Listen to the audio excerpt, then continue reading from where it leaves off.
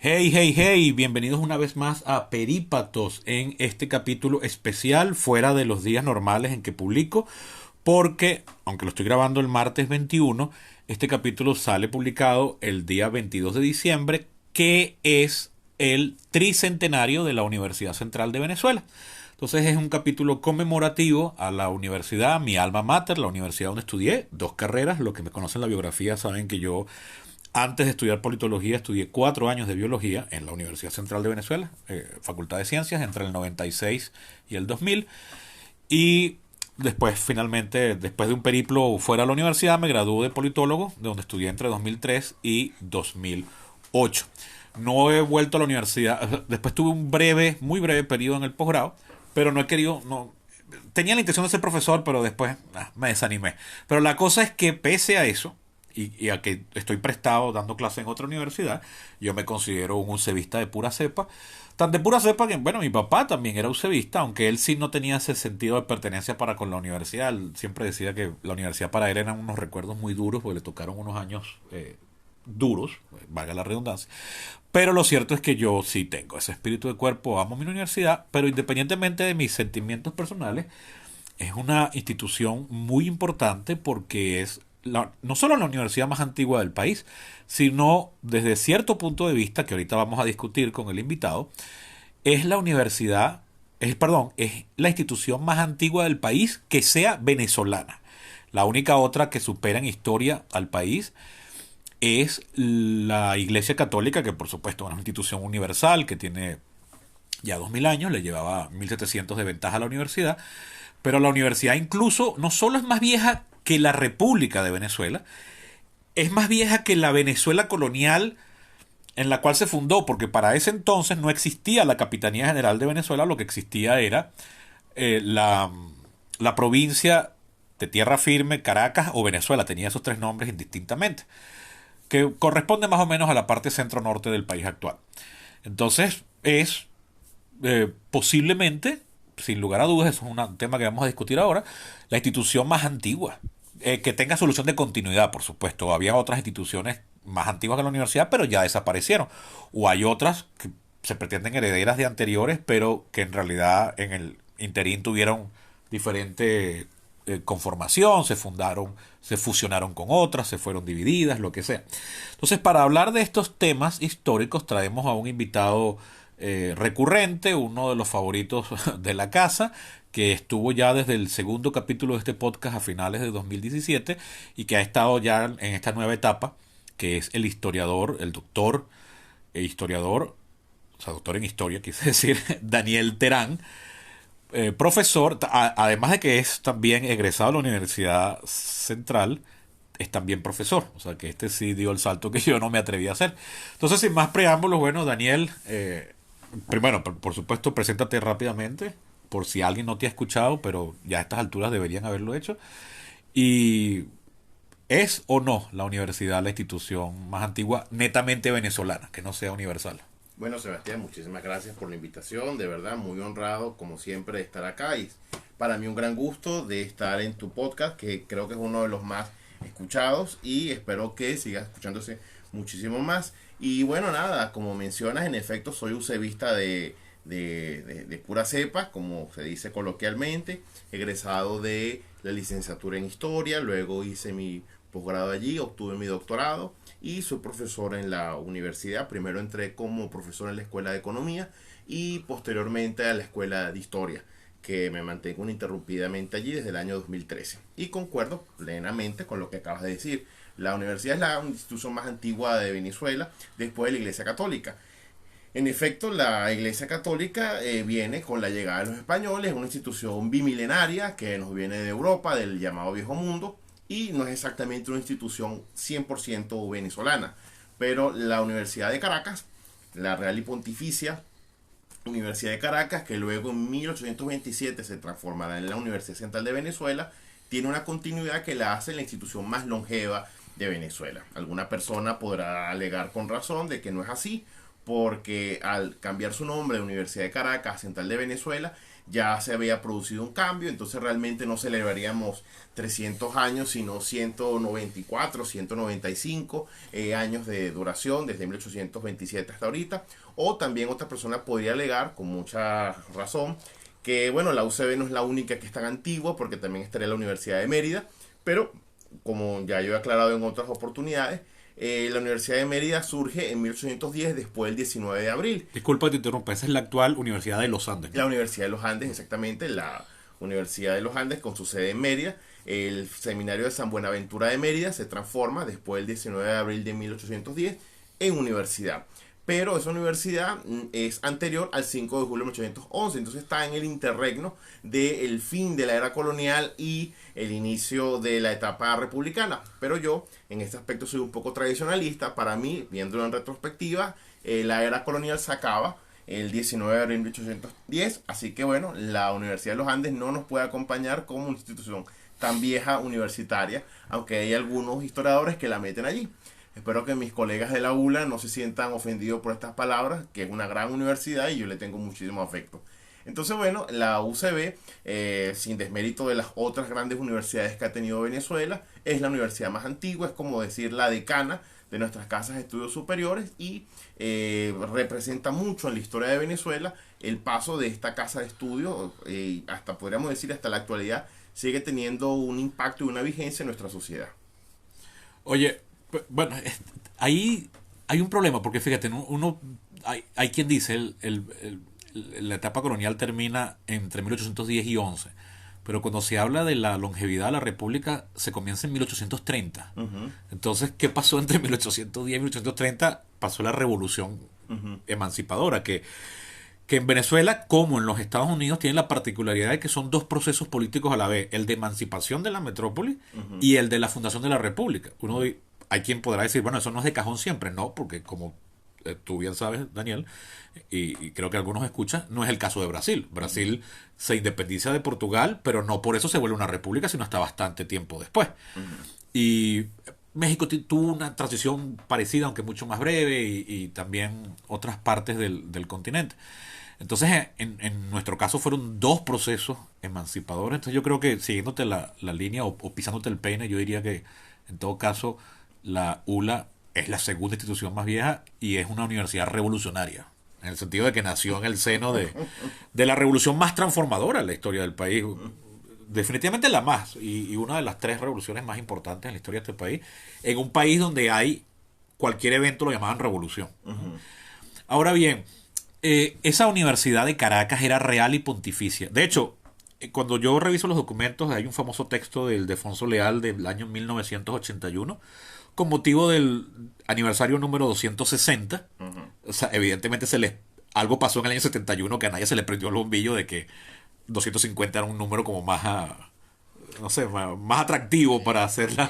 La universidad ha tenido una muy mala suerte con sus centenarios. Sí, exacto, porque ahí estaba cerrada pero también. los números que son medianos entre los centenarios han sido buenos. Por lo menos los 250 años de la universidad se celebró con toda pompa aquí en Venezuela, porque bueno, la universidad recuperaba su autonomía después de la intervención que había sufrido en el primer gobierno de Caldera, y bueno, se quiso dar un ambiente de celebración de que la universidad estaba bien, había una gran cantidad de recursos para el país. Esos eran los años en el cual nuestros profesores ganaban una enorme cantidad de dinero, y la universidad también replicaba el modelo del Estado, en el cual era un lugar para que la gente trabajara.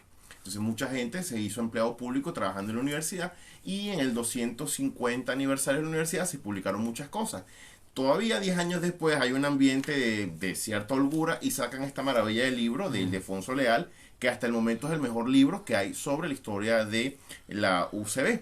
Lamentablemente no se ha hecho lo mismo. Hace poco fue un acto de grado en la Facultad de Humanidades. Yo tuve el gusto de participar, me tocó el honor de ser padrino, y tuve el gusto de hablar con las autoridades rectorales. Y una de las cosas que le dije a la actual rectora es que, mire, hace falta que se publique una historia de la universidad actualizada, porque la mejor obra que tenemos es de 1981. Entonces, tiene 40 años ya. La respuesta del secretario y vicerrector administrativo encargado, el doctor Belmonte, fue que estamos trabajando en eso. Me imagino que estarán haciendo alguna obra con el cronista de la universidad, que es el profesor Alberto Navas Blanco, que ya publicó algo sobre los orígenes de la universidad, cómo fue el proceso de establecerse en 1721 esta casa de estudio. Pero hace falta un libro justamente que actualice, complemente la historia universitaria. Qué bueno que se está investigando eso, porque la pregunta que te iba a hacer, y por la que hice referencia al libro de Leal, que tiene ya 40 años, pero que es un muy buen libro, es que la universidad tiene como típico, tiene como 3 fechas que pueden competir por la fundación, porque está la del decreto real, está cuando eso lo avala el Papa, porque es una universidad pontificia, y está cuando finalmente la universidad abre las puertas, que creo que es en el 25, realmente, ¿no? Y creo que la primera carrera que ofreció era lo que hoy llamamos derecho, creo. Bueno, estaba la universidad va a tomar las materias que ya tenía el Seminario Santa Rosa de Lima, que daba latín, gramática, inclusive creo que daban cantos como carrera. Lo que no daba el Seminario Santa Rosa de Lima era títulos. Podríamos decir, mutatis mutandi, que el Seminario Santa Rosa de Lima, colegio, era el equivalente a un bachillerato superior o un TSU. Claro, salvando las distancias. Como eso que en Estados Unidos llaman Community College. Una cosa exacto, así. pero no daba título. Entonces justamente había un empeño de que eso se elevara la calidad de universidad. Entonces, para dar los títulos y los grados de bachiller, licenciado, magíster, bueno, maestro y doctor. Entonces, ya esos 3 títulos existían en el siglo XVIII. Sí, cómo no, sin duda alguna. Claro, hoy en día nosotros con los modelos uno piensa que un bachiller es de bachillerato, pero no, irónicamente se sacaban los títulos de bachiller en la universidad. Sí, de eso iba a hablar después en la biografía de José Gregorio Hernández. Su primer título es de bachiller. Pero ya para la época... Su primer título universitario. Pero ya para la época que estamos hablando, de las fundaciones de Caracas, todos esos títulos iban de hecho amarrados. Era muy raro alguien que se sacaba el título de bachiller y se quedaba allí.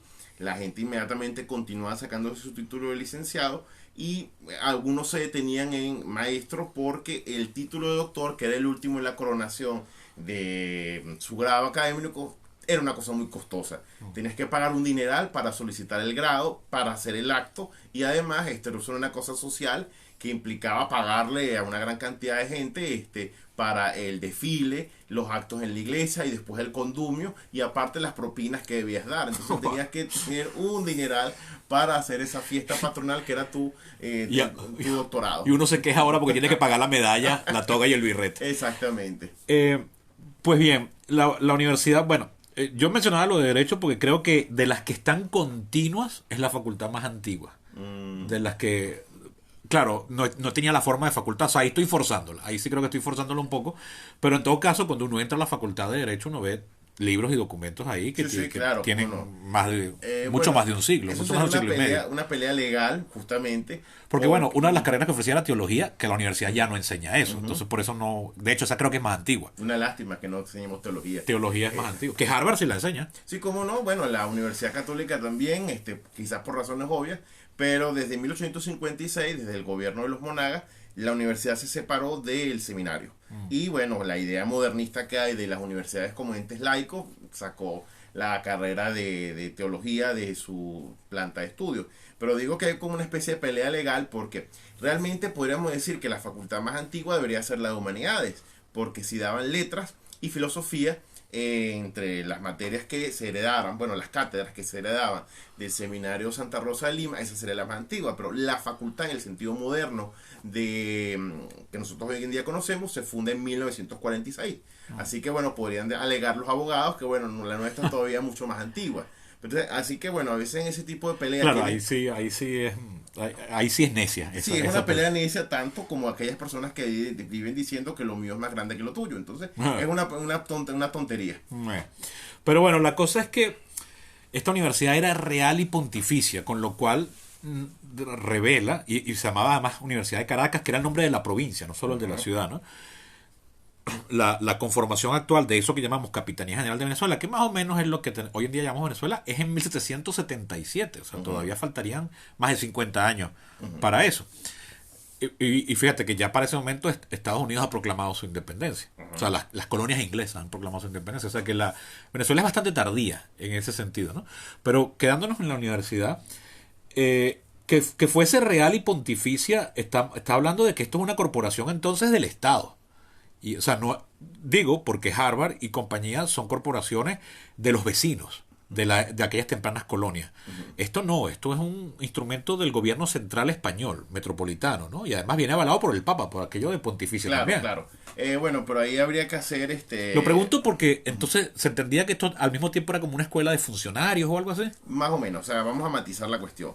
Al tener el patrocinio del rey, el rey se va a comprometer a darle un presupuesto, pero el rey también le va a otorgar una cosa muy importante que hay que decir. Las constituciones de la universidad, si no me equivoco, las monárquicas son de 1727, van a durar un siglo, hasta que Bolívar en el año 1827 la deroga y vienen las republicanas. Y ahí hay una continuidad que es muy importante mencionar. Así como el rey reconoce que eso es algo hecho por su patrocinio y obviamente la universidad se debe al rey porque la corona es quien le ha dado la buena pro para que exista, el rey le reconoce a la universidad autonomía para que se autofinancie. O sea, aparte de que el Estado le va a dar una aportación, ella puede también mantenerse por sí misma. Y claro, por supuesto, todos los que iban a egresar allí como funcionarios, futuros abogados, etcétera, le debían una lealtad a la corona, a la monarquía. Pero yo lo matizaría diciendo que es una institución un poco intermedia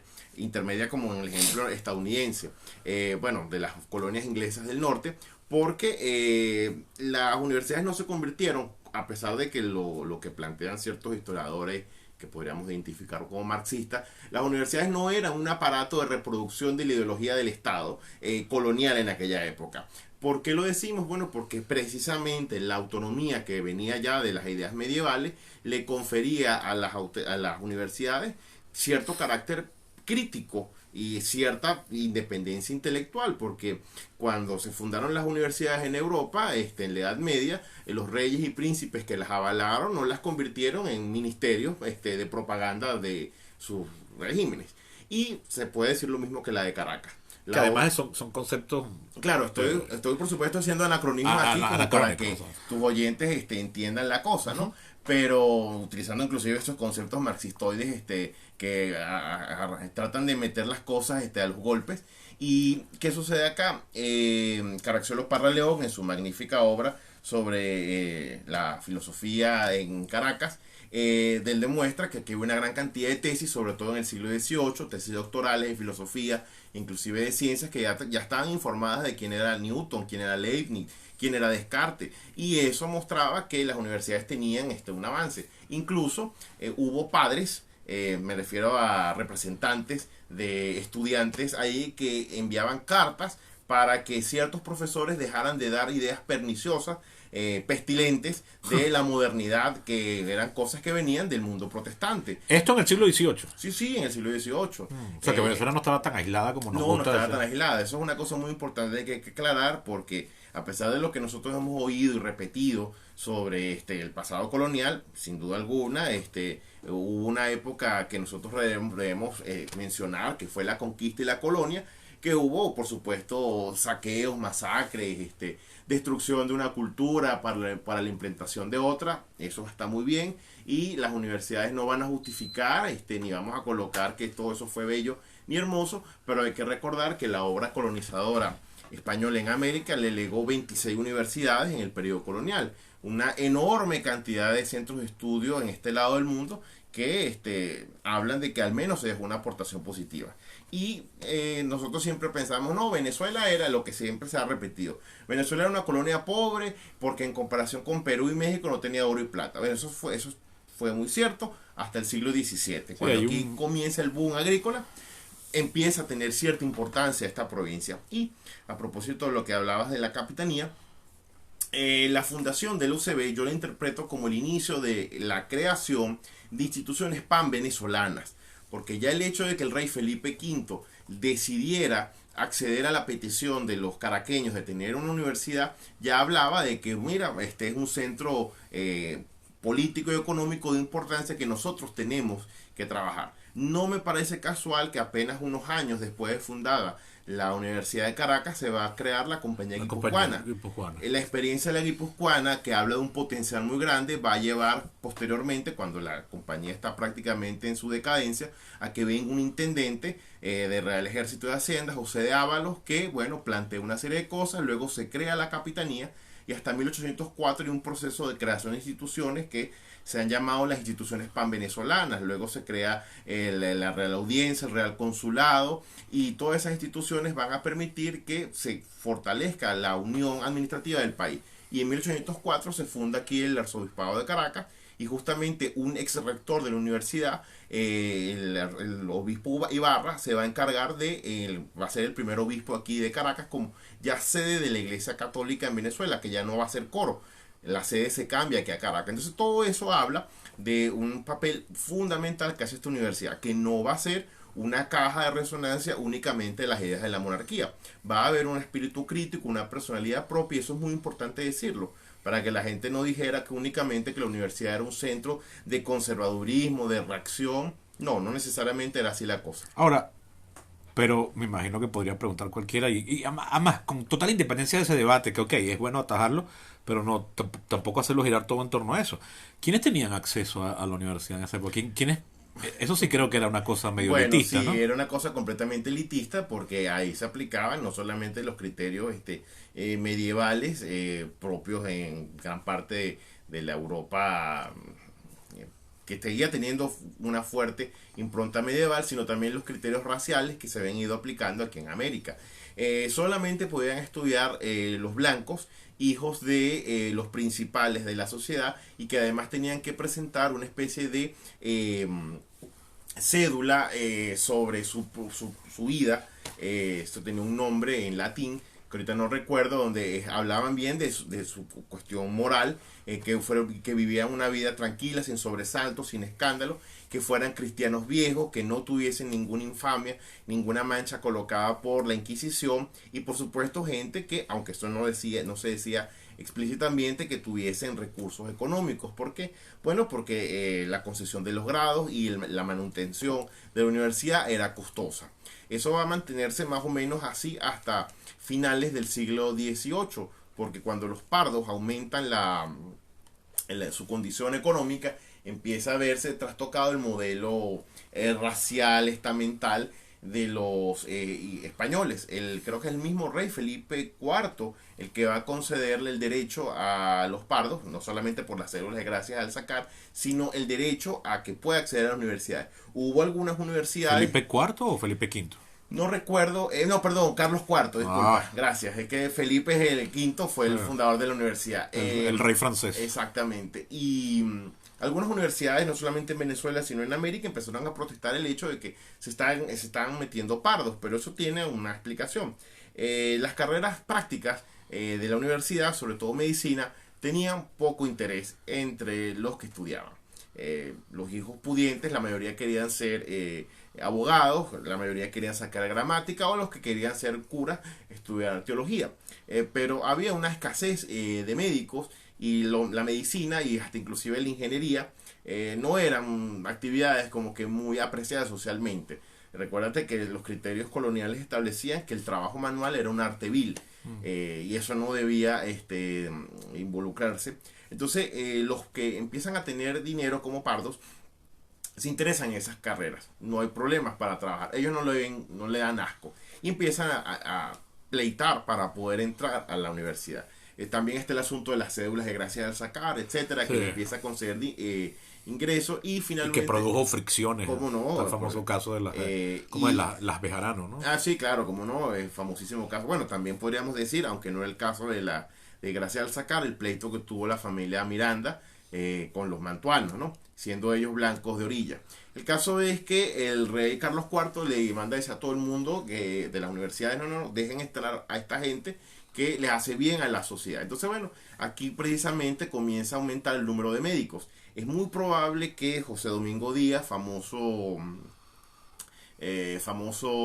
partidario de la causa real, famoso polemista, sí, famoso por sus escritos en la Gaceta de Caracas, es muy probable que él haya sido pardo. No lo sabemos porque no tenemos ningún retrato y ninguna descripción física, pero todo parece apuntar que él posiblemente fuera pardo. Quizás eso explica su rechazo a la idea de la independencia, porque los mantuanos eran los que dirigen ese proceso. Y bueno, el área de medicina empieza a llenarse con pardos, y también el área de lo que sería más o menos ingeniería, que era más bien una rama de matemática. Y todo lo contrario a lo que es hoy en día. Bueno, más o menos, es la cosa bien insólita. Pero ahí la universidad empieza a cambiar parte de su concepción de ingreso, que era muy elitista sin duda alguna. Las mujeres evidentemente no estudiaban en la universidad. Será bien entrado el siglo XIX cuando empiezan a tocar las puertas las mujeres en la universidad. Y será ya a finales, casi expirando el siglo XIX, cuando se gradúan las primeras mujeres en la universidad, pero en unas carreras que eran realmente como técnicas, no eran exactamente licenciadas, ¿no? Por ejemplo, unas hermanas se graduaron de agrimensoras. Cuando dices hermanas, ¿son religiosas? No, hermanas de sangre, okay. Unas hermanas de apellido, ya te digo el nombre. Ellas se graduaron de agrimensoras, luego otras de técnicas dentales, lo que sería odontólogos, pero no era exactamente odontología, ese no era como el nombre exacto de la profesión. En la agrimensura se graduaron las hermanas Adriana, Delfina y Dolores Duarte. Luego de dentista, María Jesús León. Y la de agrimensura fue en 1893. La dentista fue en 1904, María de Jesús León. Y en 1925 va a venir María Fernández Bauden. Pero esas tres no era exactamente como una licenciatura. Y bueno, la que sí tiene el primer título de doctora, ¿verdad?, que ya es una profesión fuerte, es Lía Inver en el año 36. A partir de ese momento comienza un gotero que se vuelve aguacero cuando empiezan a graduarse mujeres en la universidad. Año 36, año que, ¿cómo se llama? ¿Cuál es que es el historiador venezolano que dijo que es Picón Salas? Picón Salas, que es cuando empezó el siglo XX. A partir del programa de febrero, podríamos decir, ¿no? Ahora, eso también tiene, hay una dificultad que yo veo aquí, que es que aunque muchas profesiones pueden trazar su origen, incluso hasta la antigüedad, el papá de Aristóteles era médico. Pero realmente lo que entendemos hoy por médico es una cosa que casi tiene poquito más de 100 años. O sea, el ejercicio de la medicina, o sea, el criterio netamente científico y las prácticas esenciales. Tengo pensado hacer un capítulo de esto con Guillermo. Las prácticas, o sea, los elementos esenciales a la medicina, como la conocemos hoy en día, fíjate, hace todavía 100 años no existían los antibióticos. Entonces imagínate, la anestesia tenía muy poco uso. Yo tenía una tía abuela nacida en 1908 que ella decía con aquel orgullo que a ella le habían quitado unos dientes a cincel y martillo, y ella se había calado eso. Había aguantado. Sí, y yo aquí estoy tomando ibuprofeno porque ayer sedado me quitaron un diente. Caray. Entonces, y me pusieron un implante. Entonces, fíjate que cosas tan esenciales para la medicina son muy recientes. Y yo estaba en un trabajo que estuve haciendo a principios de año que no se concluyó porque el proyecto no se financió más. Estaba revisando la biografía de José Gregorio Hernández en este tomo de Fundación Bigot, que es gigantesco, que creo que están por reeditarlo. Ahí está el programa de la Escuela de Medicina de el último tercio del siglo XIX, y es comiquísimo leer eso a los ojos modernos. O sea, da hasta pena. No por hablar mal de la universidad, pero es que simple y llanamente eso hoy en día no tiene nada que ver con la medicina. Está todavía este debate sobre los humores y esas cosas, ¿no?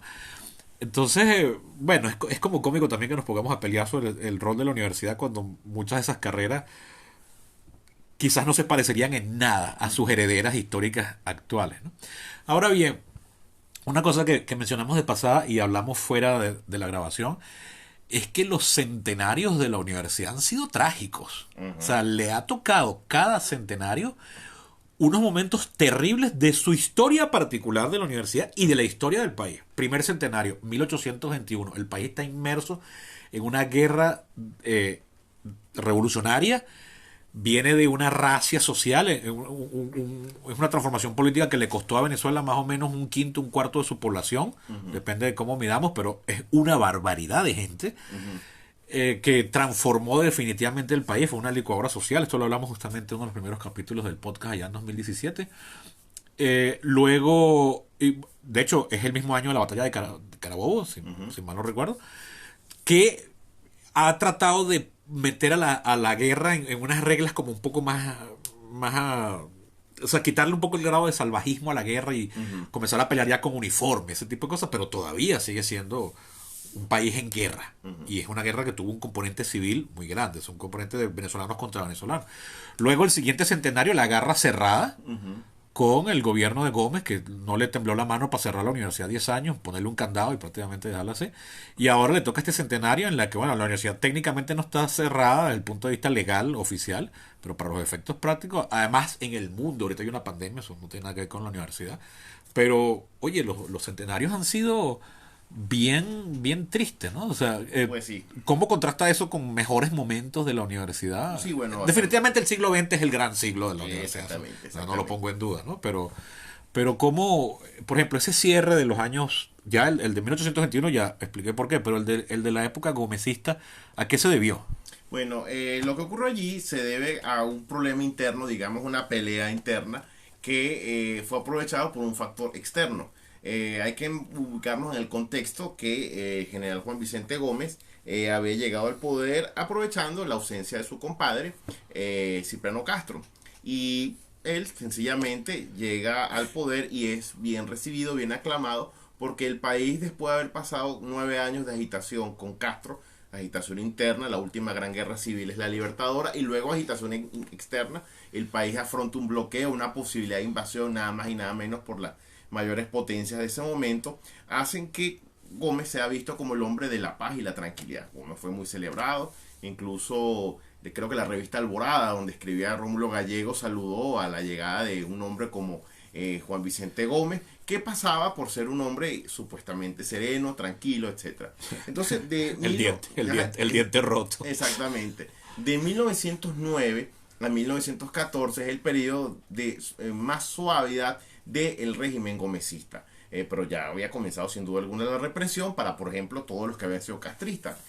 Al gomecismo no le interesaban perturbaciones de ningún tipo. El gomecismo quería que hubiese tranquilidad para que aquí se desarrollaran las actividades económicas y sobre todo pudiesen venir inversiones. ¿Por qué? Porque ya se estaba hablando del potencial del petróleo. Aquí comenzaron a llegar en 1909 ingenieros norteamericanos a Venezuela, porque se hablaba mucho del potencial del petróleo, y bueno, Venezuela se está tratando de pacificar.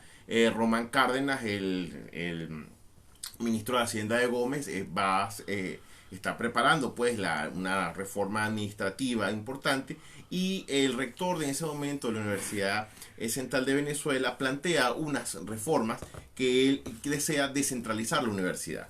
Evidentemente la Universidad Central de Venezuela en ese momento era la central de Venezuela porque aquí todo el mundo venía a estudiar. Los jóvenes que venían del interior pasaban muchísima roncha. Sin embargo, ya había al menos una o dos universidades más, ¿no? La del Zulia creo que también existía ya. Allá existía la Universidad de los Andes. Cuando Cipriano Castro fue dictador, él mandó a cerrar la Universidad de Carabobo y la Universidad del Zulia, porque llegó a alegar que había exceso de universidades. Realmente eso fue una venganza de él, porque los estudiantes de la UCB hicieron unas jornadas de burla llamadas La Sacrada, donde exaltaron a un descendiente de un comerciante de origen libanés, Alfonso Sacre, que él decía aquí en Venezuela que él supuestamente había sido un general allá, y todo el mundo le creía las mentiras. Entonces le consiguieron un uniforme, le hicieron unas jornadas, pero esas jornadas todo el mundo sabía que era una burla a Cipriano Castro. Resulta que cuando hacen una caravana en homenaje a este hombre, la caravana de él se encuentra con la de Cipriano Castro, y para mala suerte de todos, tenían el mismo uniforme, y eso generó una burla.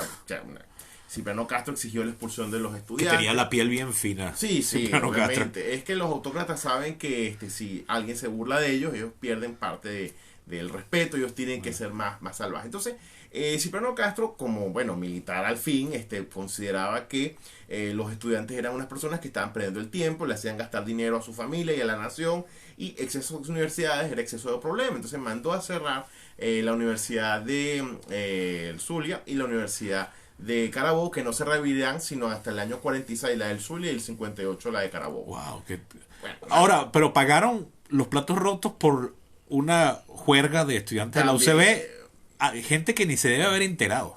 Posiblemente, pero bueno, el caso es que bien injusto. Eso, las universidades si alguien se justificaría un resentimiento, ahí hay una causa. Claro, las universidades siempre se van a justificar alegando que ¿cómo se llama esto? Hay un espíritu de crítica, aparte de lo largo de la historia universitaria, habla justamente de que hay una cuestión contra el poder. Entonces, bueno, el rector de la universidad, en la época que estamos hablando, él había planteado la necesidad de que, bueno, la universidad tuviera una, una descentralización, es decir, que se abrieran escuelas independientes, que también se reformaran los espacios de la universidad, que se ampliara el rectorado, que la Facultad de Derecho tuviese unas edificaciones nuevas, unos anfiteatros. Valga acotar que como estamos hablando de todo esto, la universidad no quedaba en la ciudad universitaria actual. Estamos No, hablando supuesto, del centro de Caracas. quedaba en el centro. El actual Palacio de las Academias. Exactamente. Ahí, enfrente del Capitolio. O sea, Efectivamente. el parroquialismo era enorme en esa época. Efectivamente. Entonces, el doctor Felipe Guevara Rojas es el que plantea una reforma de la universidad, una reforma interna, pero también la reforma planteaba algo con el personal, algo con los estudiantes, algo con los profesores, y tantos estudiantes, profesores y alumnos no estaban de acuerdo con esa reforma. Unos pensaban que era que el rector lo que quería era sacar a todo el mundo del claustro, no encargarse de sus labores, etcétera. Y bueno, la reforma generó protestas entre los estudiantes, protestas entre los administrativos, protestas de los profesores, y ese clima de protestas, aunque fuera una manifestación interna, no le gustaba al gomecismo. Entonces, el gomecismo consideró que eso era un problema que se resolvería interviniendo en la universidad.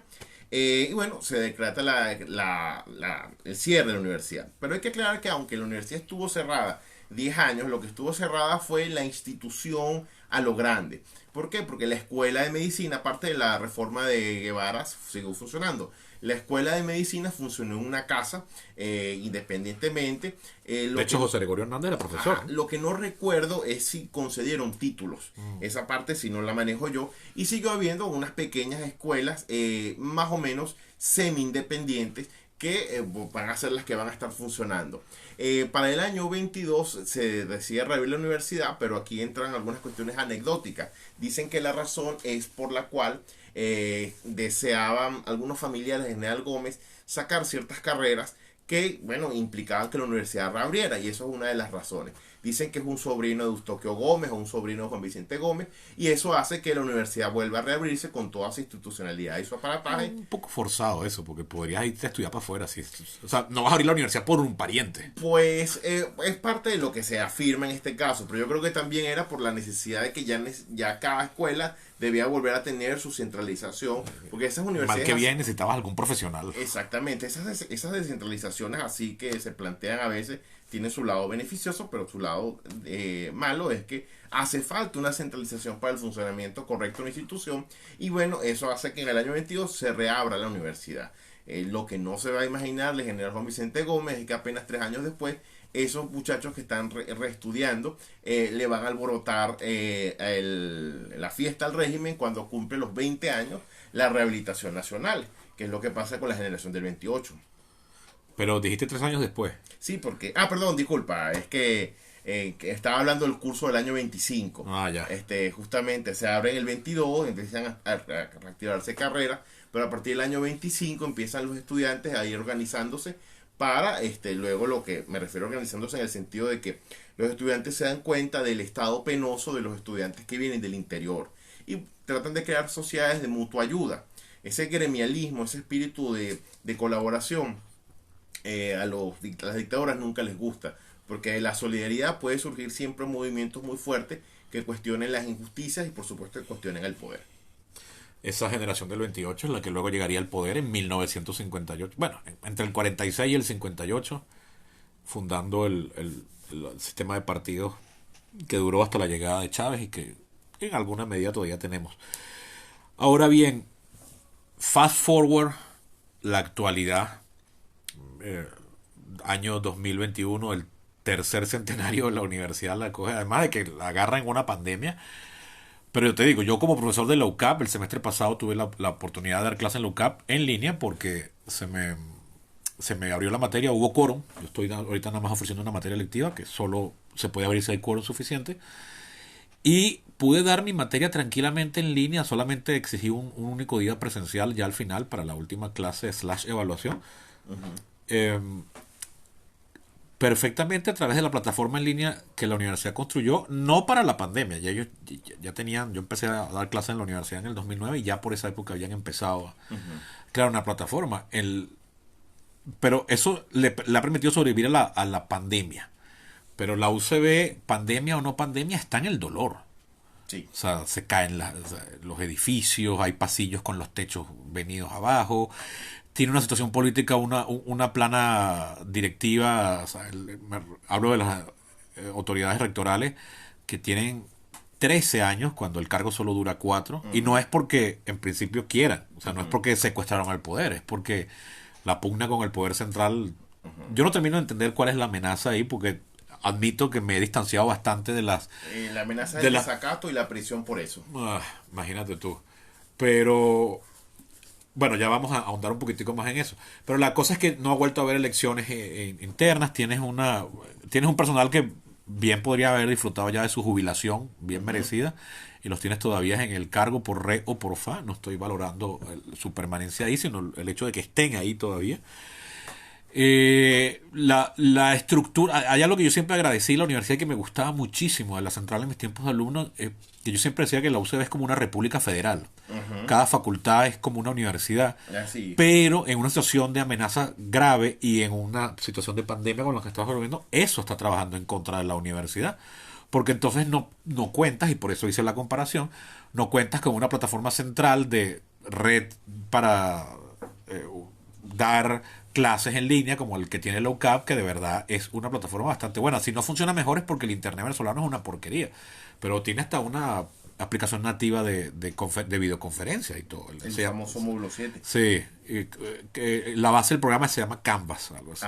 Se utiliza en muchas partes, que tengo entendido, no estoy seguro.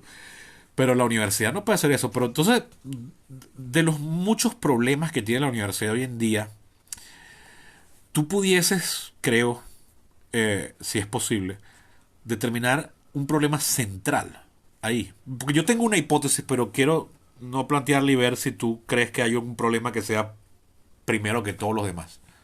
Bueno, llegó la hora de la polémica. Pero bueno, mira, la universidad ahorita está pagando una especie de castigo histórico. Para los que somos creyentes, podríamos aceptar que la universidad ha llegado a un momento de que tiene que responder por sus propios pecados.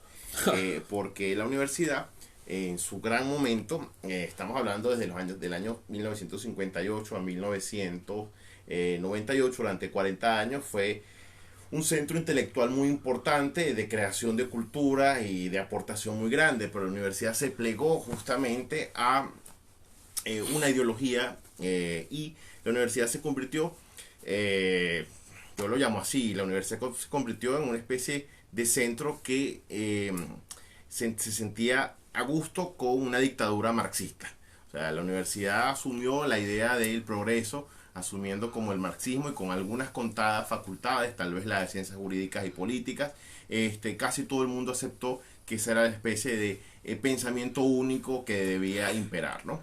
Por supuesto hubo algunas excepciones, no quiero generar una enorme generalización. O sea, dicho así, suena a que perseguían a quien tenía ideas políticas diferentes y no era verdad, en el sentido de persecución, de prohibición de entrada, de expulsión, no. No era, no a ese nivel. No era una cosa así, pero la universidad se convirtió, voy a citar una frase de... Porque estamos hablando de que era, o sea, estás diciendo tú que es una universidad que adopta de cierta forma una ideología de izquierda extrema durante el periodo republicano democrático que va del 58 al 98, pero...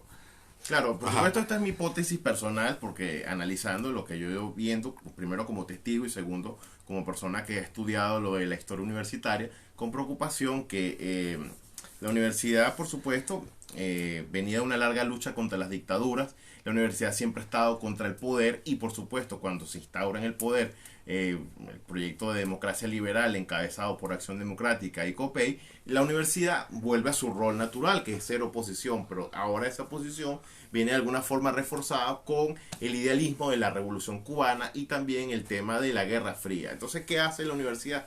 La universidad, aprovechando que es una especie de república autónoma dentro del país y sobre todo que en el año 58 un profesor universitario que es presidente encargado le devuelve la autonomía a la universidad, le devuelve casi toda la autonomía que había perdido con Guzmán Blanco, solamente faltó la parte presupuestaria, pero el Estado se comprometió a darle presupuesto a la universidad. ¿Qué termina pasando allí? Aunque los rectores no van a ser particularmente agentes de propaganda marxista, la mayoría de los decanos no van a ser unos comisarios políticos de determinada ideología. ¿Qué sucede? Profesores, jefes de institutos de investigación, los dirigentes de determinados movimientos estudiantiles que forman parte de partidos políticos generan todo un ambiente de presión social donde personas que no pertenezcan a determinada ideología pueden ser atacados, pueden ser vilipendiados, se le hace presión social y eso explica, por ejemplo, que algunas personas, como por ejemplo Guillermo Morón, no haya podido entrar a dar clases en la universidad,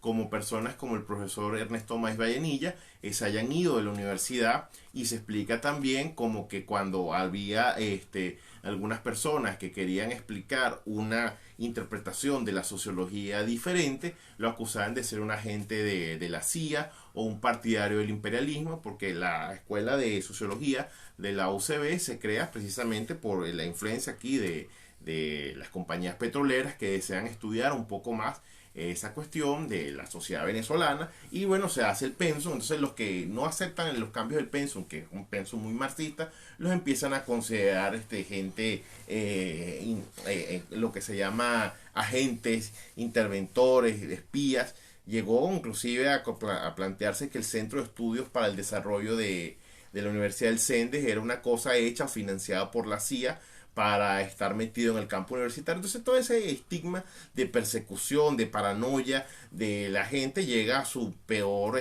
nivel cuando se llegó a quemar la obra de Carlos Rangel. Lo declararon persona non grata. Ya previamente, en algunos casos, cuando se cumplieron los 50 años de generación del 58, Rómulo Betancourt dijo que él no iba a asistir al acto que se iba a hacer en el aula magna porque no quería que se presentara un incidente en el cual si le hacían algo le iba a responder, y se refería a utilizar las armas si le querían hacer algo, porque él como expresidente imaginó que iba a ir con su escolta. Y bueno, eso te habla de que había un ambiente en el cual la universidad tenía una especie de no oficialmente, no, me refiero al accionar de las personas. ¿Dijiste que eso fue en el año? En el año 78, coincidiendo con sus 50 años de vida política, también se hizo un acto en el aula magna de la UCB con respecto a los 50 años de la generación del 28. También en los años 80 en el aula magna se hizo un juicio a Ronald Reagan por lo que era su papel en Centroamérica, su papel frente a la Unión Soviética. Ya previamente, como te dije, se quemó el libro de García, de este hombre, de Carlos Rangel. Sí, del buen salvaje, el buen revolucionario. En los años 60 y 70 hubo incidentes con Uslar Pietri, donde algunas personas lo insultaron. Y Uslar Pietri mismo dijo: ustedes creen que me están insultando a mí y ustedes lo que están haciendo es matar a la universidad. Pero todo eso nos habla de que la universidad tenía una actitud muy, muy lamentable. Esa cuestión para mí es clave para explicar lo que terminó pasando, porque ellos utilizaban, los grupos de extrema izquierda, la universidad primero lo utilizaron como una guarida para esconder armas, para esconder a personas que estaban siendo buscadas, para utilizarla justamente como un lugar para atacar el sistema democrático. Eso es lo primero. Viene la pacificación. La democracia todavía les permite que continúen ahí haciendo sus actividades, pero ellos establecen allí un modelo de sociedad que precisamente no era el más democrático, el más aperturista. ¿Y a qué me refiero? Bueno, dentro de la misma burocracia universitaria había profesores que metían a personas según el partido político, que arreglaban los cursos según una determinada visión ideológica, arreglaban los concursos de oposición para que entrara alguien, y si no fuera el caso, para rasparlo.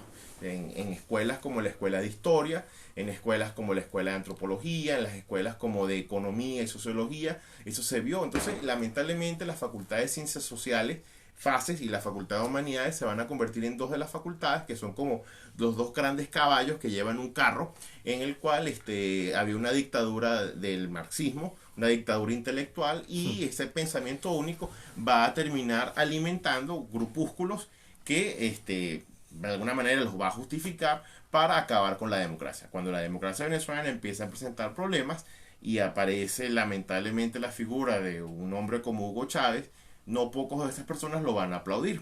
no pocas de esas personas lo van a justificar. Y cuando ese señor es electo por vía democrática, muchas de esas personas van a apoyar a esa cuestión, se irán al gobierno con él, y lo que tanto trabajaron ellos para que la universidad tuviera, es decir, ese proyecto de país inspirado en esa ideología, justamente ahora que llegaron al poder, como la universidad volvió otra vez a su característica de ser oposición, esa misma gente que se formó ahí empezó de alguna manera a hacer una especie de matricidio a cuentagotas. Decidieron matar a su alma mater, bueno, porque el alma mater no se sometió, no se convirtió en un ministerio más. Y a ese problema se le agrega otro que ocurrió en la universidad, que es la excesiva burocratización, que también es un poco paralelo a esto, porque decidieron meter a empleados públicos, a gente que tenía que ver con algunos partidos, para tener una base, para apoyarse, y metían muchas veces gente sin preparación. ¿Pero meterlos dónde? Bueno, a trabajar como secretarias, trabajar como oficinistas, trabajar como archivistas. Pero tienen tanto peso así como para dañar a la universidad, en el sentido de que, primero que hay que separar la paja de heno, porque hay mucho empleado que hace ¿Cómo no? una buena labor, ¿no? Y son necesarios. La burocracia de una universidad tan grande, es la universidad con mayor cantidad de estudiantes. Enorme, además. La UCAP, que posiblemente sea la universidad privada más grande, tiene como la séptima parte de la población estudiantil de la UCB en sus mejores momentos de comparación, ¿no? O sea, como 10.000 alumnos contra 70.000, una cosa así, ¿no? Ahora bien, pero ¿por qué lo pregunto? Porque yo recuerdo en mis tiempos de estudiar en la Facultad de Ciencias, yo entré en el 96, es decir, que yo llegué a vivir octubre del 96 a octubre del 98, son 2 años pre-chavismo. Y luego, los primeros años del chavismo no son, o sea, el país no cambió de la noche a la mañana, o sea, que los primeros años del chavismo se sentían, en la práctica cotidiana, eran igual que los años pre-chavismo. Digo, esto porque yo me salgo de biología en enero del 2001, pero la decisión la tomé en diciembre del 2000. Faltan 2 meses para la toma del rectorado. Sí, exacto, pero en ese tiempo, lo menciono, hubo muchísimos paros de empleados administrativos. Y la verdad es que no afectaban casi nada la actividad académica en lo absoluto. Es decir, tú te enterabas que había un paro administrativo porque contra el estudio estaba cerrado. Entonces, claro, si tú lamentablemente necesitabas una constancia, ahí sí ibas a mentar madre. Claro. Pero en el sentido de que no creo que fuesen... Capaz es porque no he entendido a qué te estás refiriendo. Pero...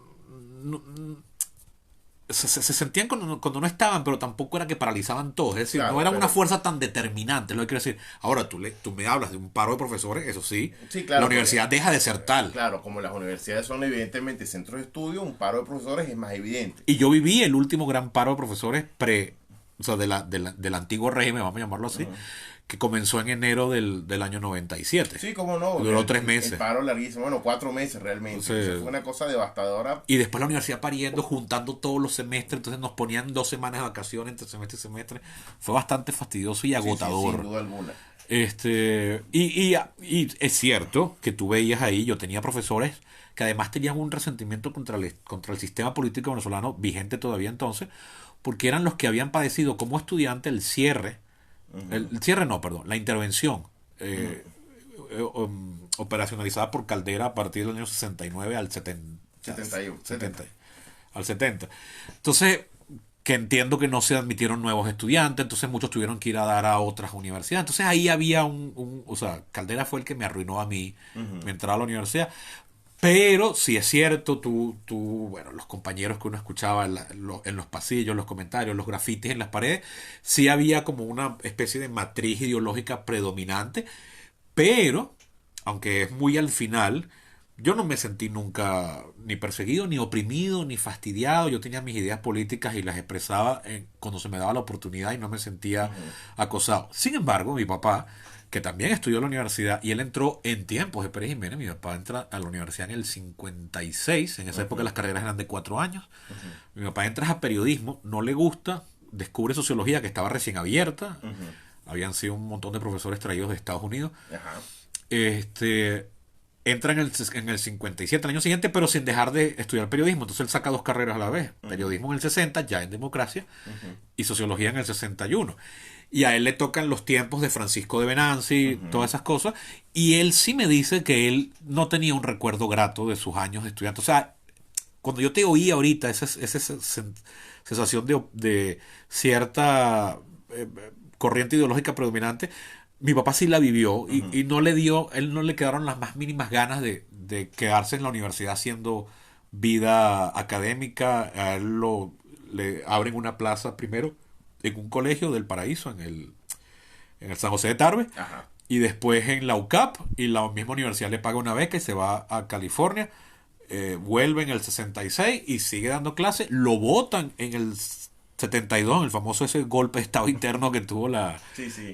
bueno, La miniguerra civil. la miniguerra civil que tuvo la UCAP en el año 72. A mi papá lo votan, lo llaman de la UCB a fundar casualmente la escuela en la que luego me graduaría yo, estudios políticos. No lo llaman a fundarla, ya la habían fundado, pero lo llaman para que sea uno de los primeros profesores. Estuvo dando clases 5 años ahí, volvió a la UCAP, pero no se quiso quedar nunca a la UCB. Y luego finalmente volvió cuando ya yo era estudiante, porque bueno, había como el vínculo ahí, la cuchilla de entrada, y dio varias materias electivas. Y esa última etapa creo que la disfrutó, pero siempre como profesor invitado. Pero él sí me decía, y me lo era así como una confesión. Yo no tengo esa pasión por la UCB que tienes tú. Y eso que cuando yo era bebé, recién nacido, mi mamá todavía se burla de eso. A mi papá le dio un furor por los conciertos del aula magna y las obras de teatro. Y ahí en los años tempranos 80 se presentaba, lo mejor del país se presentaba ahí. Y mi papá iba todos los sábados en la mañana a la UCB y esas cosas, ¿no? Es decir, él disfrutaba la universidad como caraqueño, pero sí tenía como una especie de idea de que es una cueva, Claro. es una cosa medio bizantina. Y, Tu papá vivió en la universidad como un campo de batalla y Sí. naturalmente nadie tiene buenos recuerdos. Claro, hay que aclararle. Ojo, pero yo también viví la universidad como campo de batalla en los años, en los dos periodos, o sea, Y en mi eso que periodo tú en eres de ciencia, ciencia. en mi periodo en ciencia, pero en mi periodo de politología, a veces teníamos que suspender las clases porque entraban gente encapuchada, armada, que decían ser de trabajo social. No voy a decir venían estudiantes de trabajo social porque no me consta que lo fuese. Pero le daba muy mala fama a esa escuela, Sí, definitivamente. claro, sin duda alguna. Y oye, yo casi que recogí heridos ese día. O sea, yo viví también campañas. Sí, sí, en claro, ese sentido no le envidio gran cosa la experiencia de mi papá. Lo nuestro fue leve, hay que aclararlo. Creo a los que sí. oyentes, Sí. tal vez porque oyeron mi relato, tal vez los oyentes tuyos que no conocieron eso podrán pensar que desde 1958 al 98 eso era Vietnam. No, no. La universidad tuvo un carácter de agitación durante los dos primeros periodos presidenciales, durante la primera década, en el cual las primeras intervenciones son en el gobierno de Betancur y en el Leoni. Hay que aclarar eso. Betancur se mete en las universidades, manda a la policía porque cuando hubo el secuestro de los cuadros de la exposición francesa de 100 años de la pintura francesa que estuvieron acá en el Museo de Bellas Artes, se dice que habían escondido las pinturas allí. Betancur decidió buscar eso, preocupadísimo, y bueno, no pasa nada. Luego en el 66, si no me equivoco, el gobierno de Leoni introduce al ejército para buscar armas en lo que eran parte de los dormitorios. Eso, de hecho, los mismos estudiantes comunistas se enorgullecían llamar a sus dormitorios Stalingrado. Coño. Entonces, bueno, pero tanto Betancourt como Leoni actuaban como con cierta pena ante la opinión pública porque precisamente el prestigio de un gobernante democrático que reprime estudiantes no se veía bien. Eso quizás también explica por qué a veces Chávez no fue tan duro como los chavistas hubiesen querido que fuera contra los estudiantes opositores. Lo cierto es que Caldera, profesor universitario, egresado de la UCB, es el primer presidente UCBista en condiciones similares a José María Vargas. Durante su gobierno, él se da cuenta que, bueno, ya salió el gobierno de AD, los sectores de izquierda podrían bajar un poco la atención, pero todo lo contrario. La izquierda estaba pasando por una crisis y los sectores más radicales estaban justamente en la universidad, pensaban que ahorita es que cuando debíamos iniciar protestas. Y bueno, de esto que te estoy hablando, de la intolerancia, comienza cuando los copellanos de la universidad, contentos porque tienen ya un presidente de su partido, quieren hacer manifestaciones entre la universidad celebrando que tienen un gobernante copellano. ¿Cuál es la respuesta de los partidos de extrema izquierda? El MIR, el PSB y sus aliados, bueno, reprimir dentro de la universidad a los copellanos, como ellos sufrían la represión fuera de la universidad. Es irónico que los que hablaban de libertad, tolerancia y democracia actuaban como todo lo contrario. Entonces hay un incidente donde casi matan al presidente de la Federación de Estudiantes de la UCB, hay una balacera, Por supuesto, la izquierda va a decir que eso fue un intento de asesinato de parte los copellanos o las fuerzas de seguridad del Estado, pero los copellanos también alegaron que les cayeron a tiros, tuvieron heridos, y todo ese tipo de cuestiones fue generando un ambiente en el 69 que llevó a Caldera en octubre a hacer la intervención, y además hizo una intervención completa, no era solamente meter los tanques, sino poner orden en la universidad, de intervenirla, cambiar las cuestiones. Eso fue, por supuesto, muy traumático, muy doloroso para todos los usevistas. Caldera se convirtió... Eso recuerda al gomecismo. Sí, recuerda. cómo no. Pero la razón era que se pensaba que el rector, Jesús María Bianco, una persona muy apreciada y muy querida para los usevistas, no estaba haciendo lo suficiente, porque esa era parte del problema. No había una dictadura intelectual marxista oficialmente, pero las autoridades eran tibias ante lo que estaba pasando. Los rectores llamaban, los decanos hacían lo posible para que los estudiantes se calmaran, pero faltaba como que un poco de carácter, y eso era lo que se quería hacer con este tipo de intervención. Bueno, se hace como una especie de reseteo de la universidad. Los más románticos de izquierda dicen que ese proceso puso fin a un proceso de renovación universitaria. Lo cierto es que durante un año, casi año y medio, la universidad queda tranquila. Pero seguía operando. Tengo entendido que no. Que sí, exacto, porque como te decía, yo tuve muchos profesores. Un paro. Nombraron a 2 rectores, por supuesto, interventores. Uno era Otto de Sola, el otro no recuerdo el nombre de ese rector. Lo cierto es que Miguel Larice creo que es el primer rector electo cuando se recupera la universidad. Ahí es cuando llegan los 250 años, y la universidad, para olvidar ese mal momento, bueno, hace para el año 71 un gran recuerdo. Pero ¿qué termina pasando allí? Bueno, la universidad pasa el mal sabor de lo que fue la intervención, pero seguía habiendo socialmente un ambiente marcado hacia una tendencia en el cual, si tú no eras militante de eso, eras considerado positivista, anacrónico, medieval, y bueno, toda una serie de estilos. Eso no quiere decir que en la universidad no se publicaran investigaciones en contra de la corriente y no existieran determinadas cuestiones, pero no había un ambiente de hostilidad y, como ya te mencioné, de complicidad de ciertos profesores y sectores administrativos a meter gente de su parcialidad política. ¿Por qué ocurre eso? Bueno, cuando nosotros vemos la historia sindical en Venezuela, los sindicatos son correas de conexión con los partidos políticos, así como en las correas que se utilizan en los vehículos. Correas de transmisión. Los sindicatos no actuaban de manera completamente inocente, basándose en las reivindicaciones, sino que esas reivindicaciones obedecían a una línea política. Eso toda la vida ha ocurrido en Venezuela. De hecho, eso está también muy inspirado en ideas leninistas, de que Lenin planteaba de que la lucha política de la revolución no es únicamente que se logren reivindicaciones para la clase obrera, porque una vez que la clase obrera obtenga las reivindicaciones, se le va a acabar su necesidad de hacer la revolución. Tiene que haber una vanguardia. Entonces, bueno, los sectores obreros muchas veces fueron cooptados y administrativos, y tú lo ves en las universidades públicas actualmente. En la Universidad Simón Bolívar, los obreros administrativos casi siempre han sido gente cooptada por el chavismo, gente que era oposición dentro de la universidad a las cosas que se hacían de la lucha por la autonomía, la defensa y el presupuesto.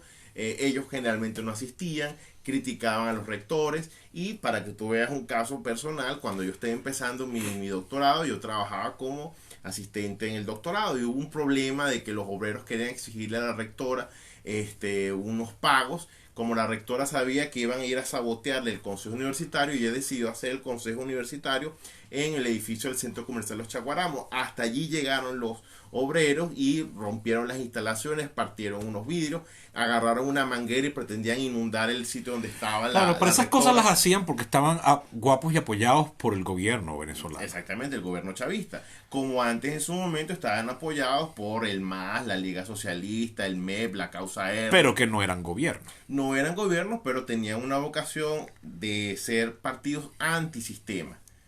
Es válido.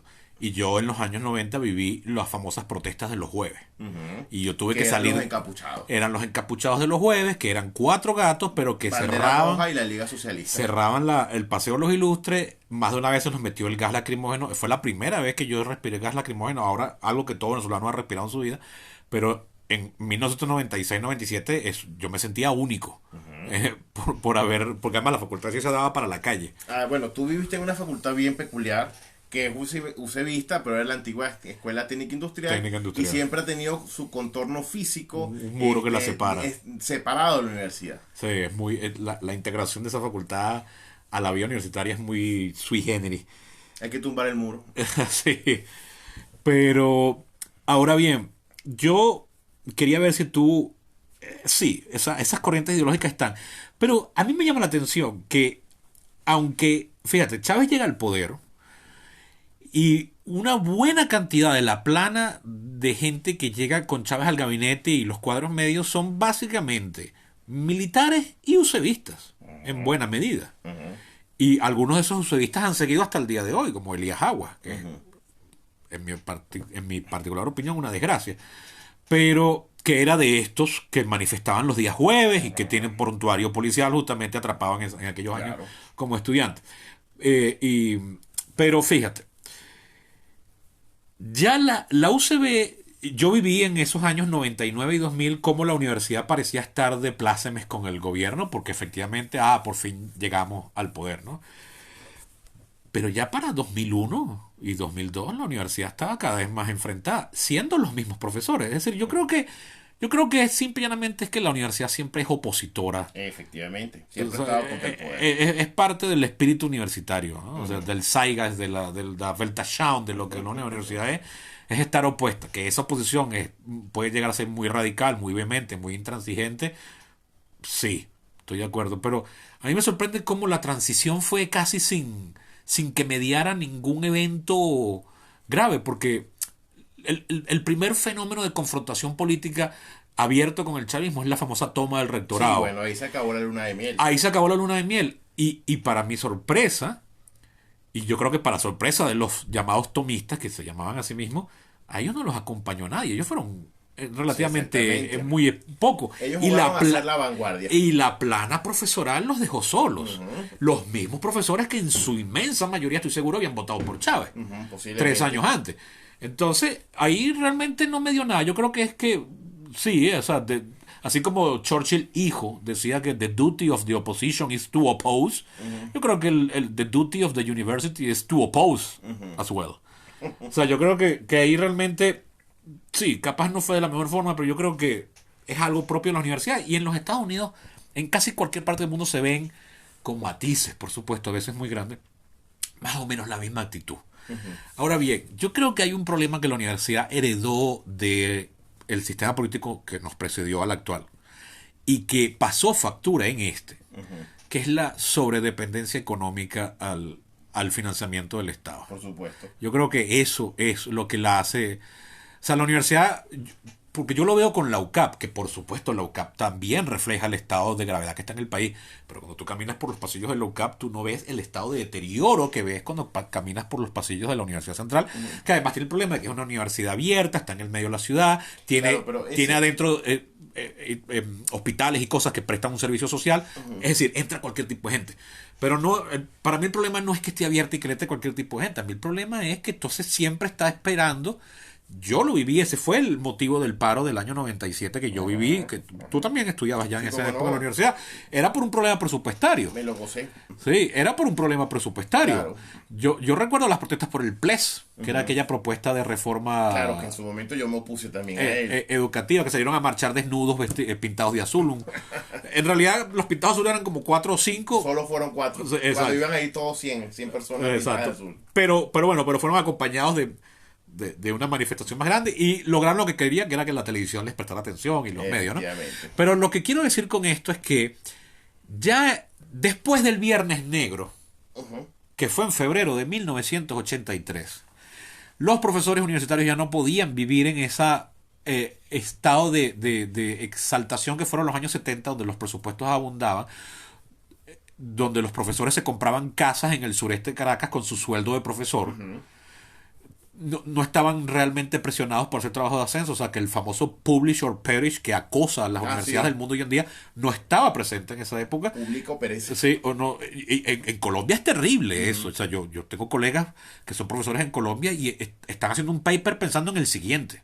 porque tienen que cumplir con eso. Eso sí, tienen buenos sueldos, es verdad. También es en España, ¿sí? Sí, no, es que así es en el mundo civilizado ya. Y las universidades venezolanas se han aislado de eso. Pero, entre otras cosas, creo que se han aislado de eso, entre otras cosas, por el asunto presupuestario. Entonces yo creo que eso le está pasando una factura terrible porque mientras el gobierno tuvo dinero e interés, le pasaba dinero a la universidad la comunidad universitaria se podía dar unos lujos como las que se dio en este país todo el mundo gracias a la bonanza petrolera. Pero en lo que no hubo recursos o no hubo interés, que a partir del 83 lo que no hay es recursos, a partir del 2001 lo que no hay es interés. La universidad es muy susceptible a la buena relación con el poder y al estado de las finanzas del país.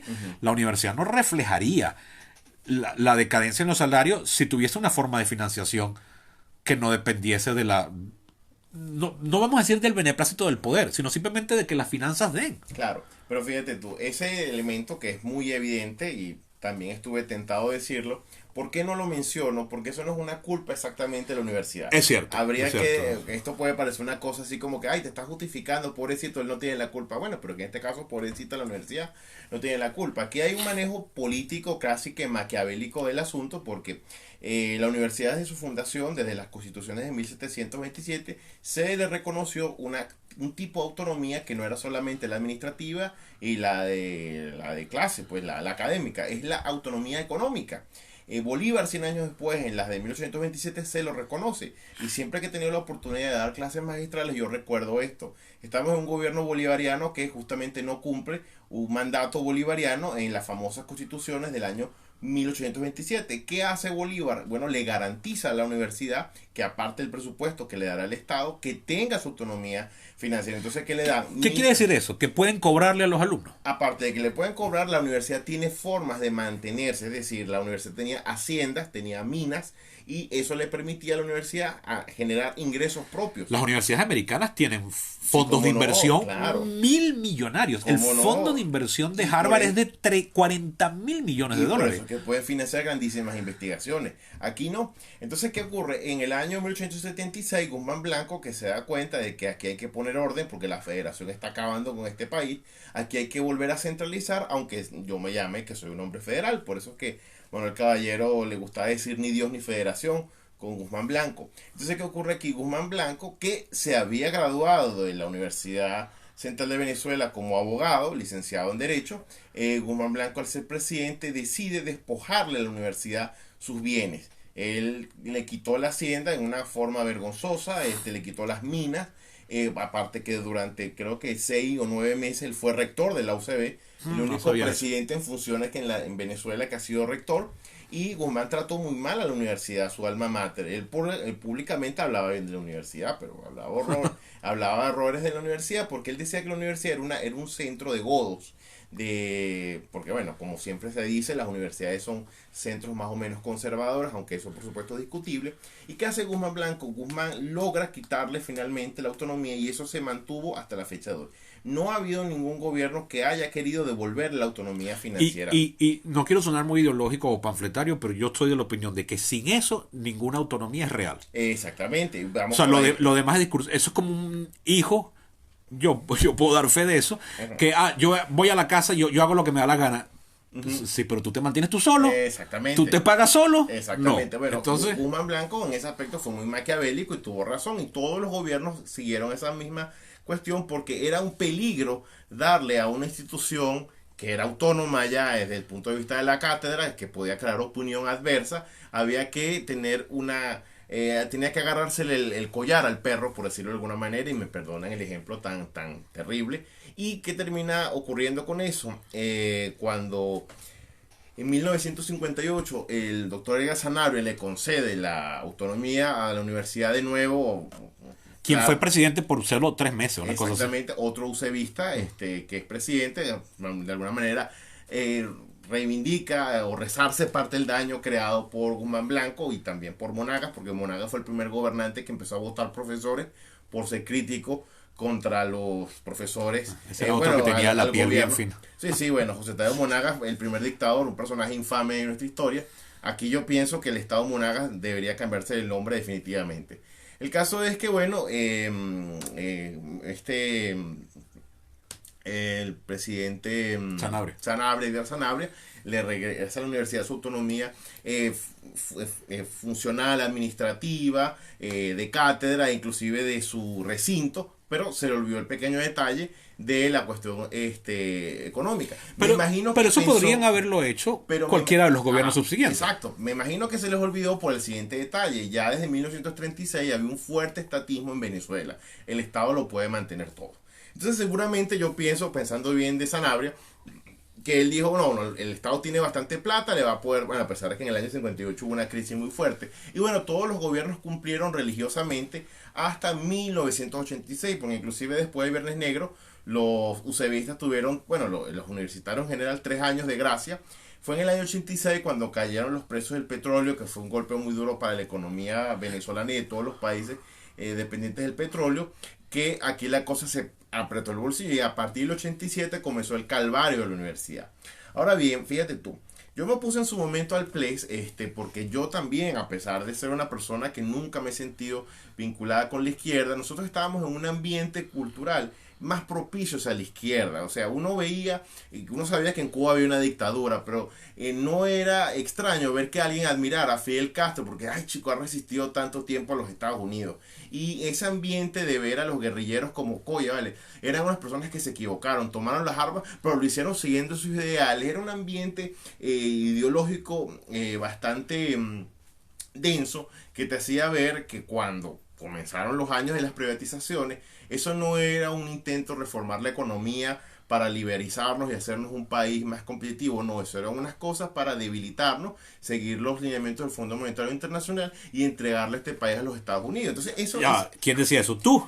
Eso lo decíamos todos los estudiantes o bueno, la mayoría de los estudiantes que estábamos más o menos insertos en ese mundo ideológico y veíamos con preocupación que había un proyecto de ley de educación superior que planteaba la posibilidad de hacer estudios socioeconómicos para que, según fuera el caso, algunos alumnos que tuviesen ingresos pagaran y los que no pagaran. Yo recuerdo que yo era proclive a eso. Y también había la posibilidad de que a la universidad se le iban a dar algunos financiamientos con este tema de la apertura petrolera. Entonces, ¿qué sucede en ese ambiente que hay? Las universidades se convirtieron en el último nicho de la resistencia antineoliberal, porque había una ofensiva del libre mercado, la globalización, etcétera. O sea, yo pensaba que el PLEG era una mala idea, porque viendo el modelo alemán, yo pensaba, la universidad debe ser un espacio para la igualdad. Aunque el que tenga dinero y venga de una familia, perdónenme el prejuicio, aunque venga de una familia judía a estudiar medicina y tenga para pagar, la universidad es gratuita. El Estado tiene que velar porque el muchacho pobre que viene del estado Apure a estudiar también medicina, estudie en condiciones de igualdad con el muchacho que viene de la familia que acabo de mencionar. Esa era un poco una idea romántica que uno tenía de mantener la igualdad en la universidad. Entonces, que yo comparto. Ajá, fíjate, está bien. Pensé que acabo de decir que estoy a favor de... el modelo alemán se ve muy bueno. Pero entonces, ¿qué sucede acá? En el año 96, si no me equivoco, a consecuencia de ese clima de enfrentamiento del sector universitario contra el régimen de Caldera, sale electo un personaje que es Trino Alcides Díaz, un personaje que viene de esa izquierda, que era antisistema, y Trino Alcides Díaz no tenía doctorado y logró ser electo rector porque precisamente mucha gente se unió contra un personaje que lo veían como una especie de bestia negra, que era Antonio París. El segundo rector no médico. Ajá, en la historia de la universidad. Exacto, entonces bueno, Antonio París lo veían como la bestia negra de la privatización, porque parece que París, al ser médico, estaba cercano a los adecos. Entonces todo el mundo se unió contra París y ganó Trino Alcides Díaz. Bueno, Trino Alcides Díaz no era doctor, pero logró meter una demanda ante la Corte Suprema de Justicia de la época para que lo dejaran ser rector. Y Trino Alcides Díaz hizo una gestión bastante mediocre, pero sí activa contra el neoliberalismo. Ojo con lo que dijiste, porque no era doctor en el título, o sea, no era PhD, y tampoco era médico. Pero el problema no es que no fuera médico, sino que no era PhD. Bueno, ellos alegaron una interpretación como que su título, al ser economista, no era exactamente como el licenciado. Le dieron la vuelta a eso. Lo cierto es que lo dejaron ser rector y la actitud más fuerte que él hizo era combatir el neoliberalismo. La única vez que yo fui a la oficina del rector de la universidad fue justamente 24 años antes de esta fecha. Fue en su época y él nos hablaba de que el país estaba en peligro por esta cuestión de la privatización, etcétera.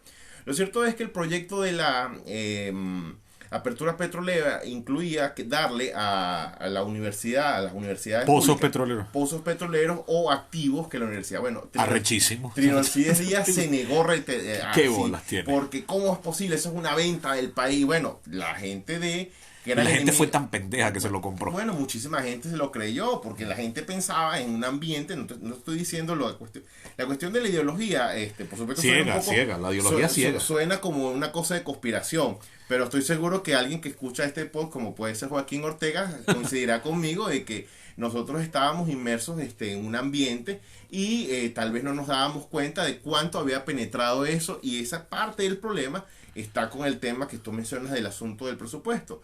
Aun cuando algo podía beneficiarnos, la gente por la ideología esta de izquierda radical decía que no vamos a aceptarlo. Bueno, ok, chévere, la universidad tuvo ese paro, perdimos esos Es más, 4 meses. podrían no ser pozos petroleros, podrían ser edificios. Bueno, también se le iban a dar activos a De hecho, la universidad tiene una zona rental, pero eso no genera un coño. Bueno, en teoría, lo que está ahí actualmente, el supermercado ese Bicentenario. debería pagarle un alquiler el Estado a la universidad. Si Pero hubiese, no ha sido, si, cobrado hubiese, nada. si hubiese sido éxito, que era lo que estaba poniéndose ahí originalmente, quizás por lo menos pagaban los bombillos de la universidad. Bueno, pero fíjate tú esta cuestión, para cerrar la idea y no dejarla aquí. Esta cuestión ideológica fue haciendo que la misma universidad no pudiese romper esa cuestión de que si la universidad empieza a generar impuestos, pero ingresos propios, se convierte en un centro comercial, se convierte en una empresa, y eso no se puede permitir. Cuando la universidad, tú has ido a las universidades privadas, has visto que tienen ferias de comida, cajeros automáticos, bueno, eso porque son universidades privadas entregadas al capital. Entonces la universidad no podía tener eso porque se suponía que al ser una institución pública y recibir un presupuesto estaba vedada. Bueno, aquí los defensores que amaban la universidad, que eran de izquierda, aceptaban entonces que la universidad tuviese las manos amarradas.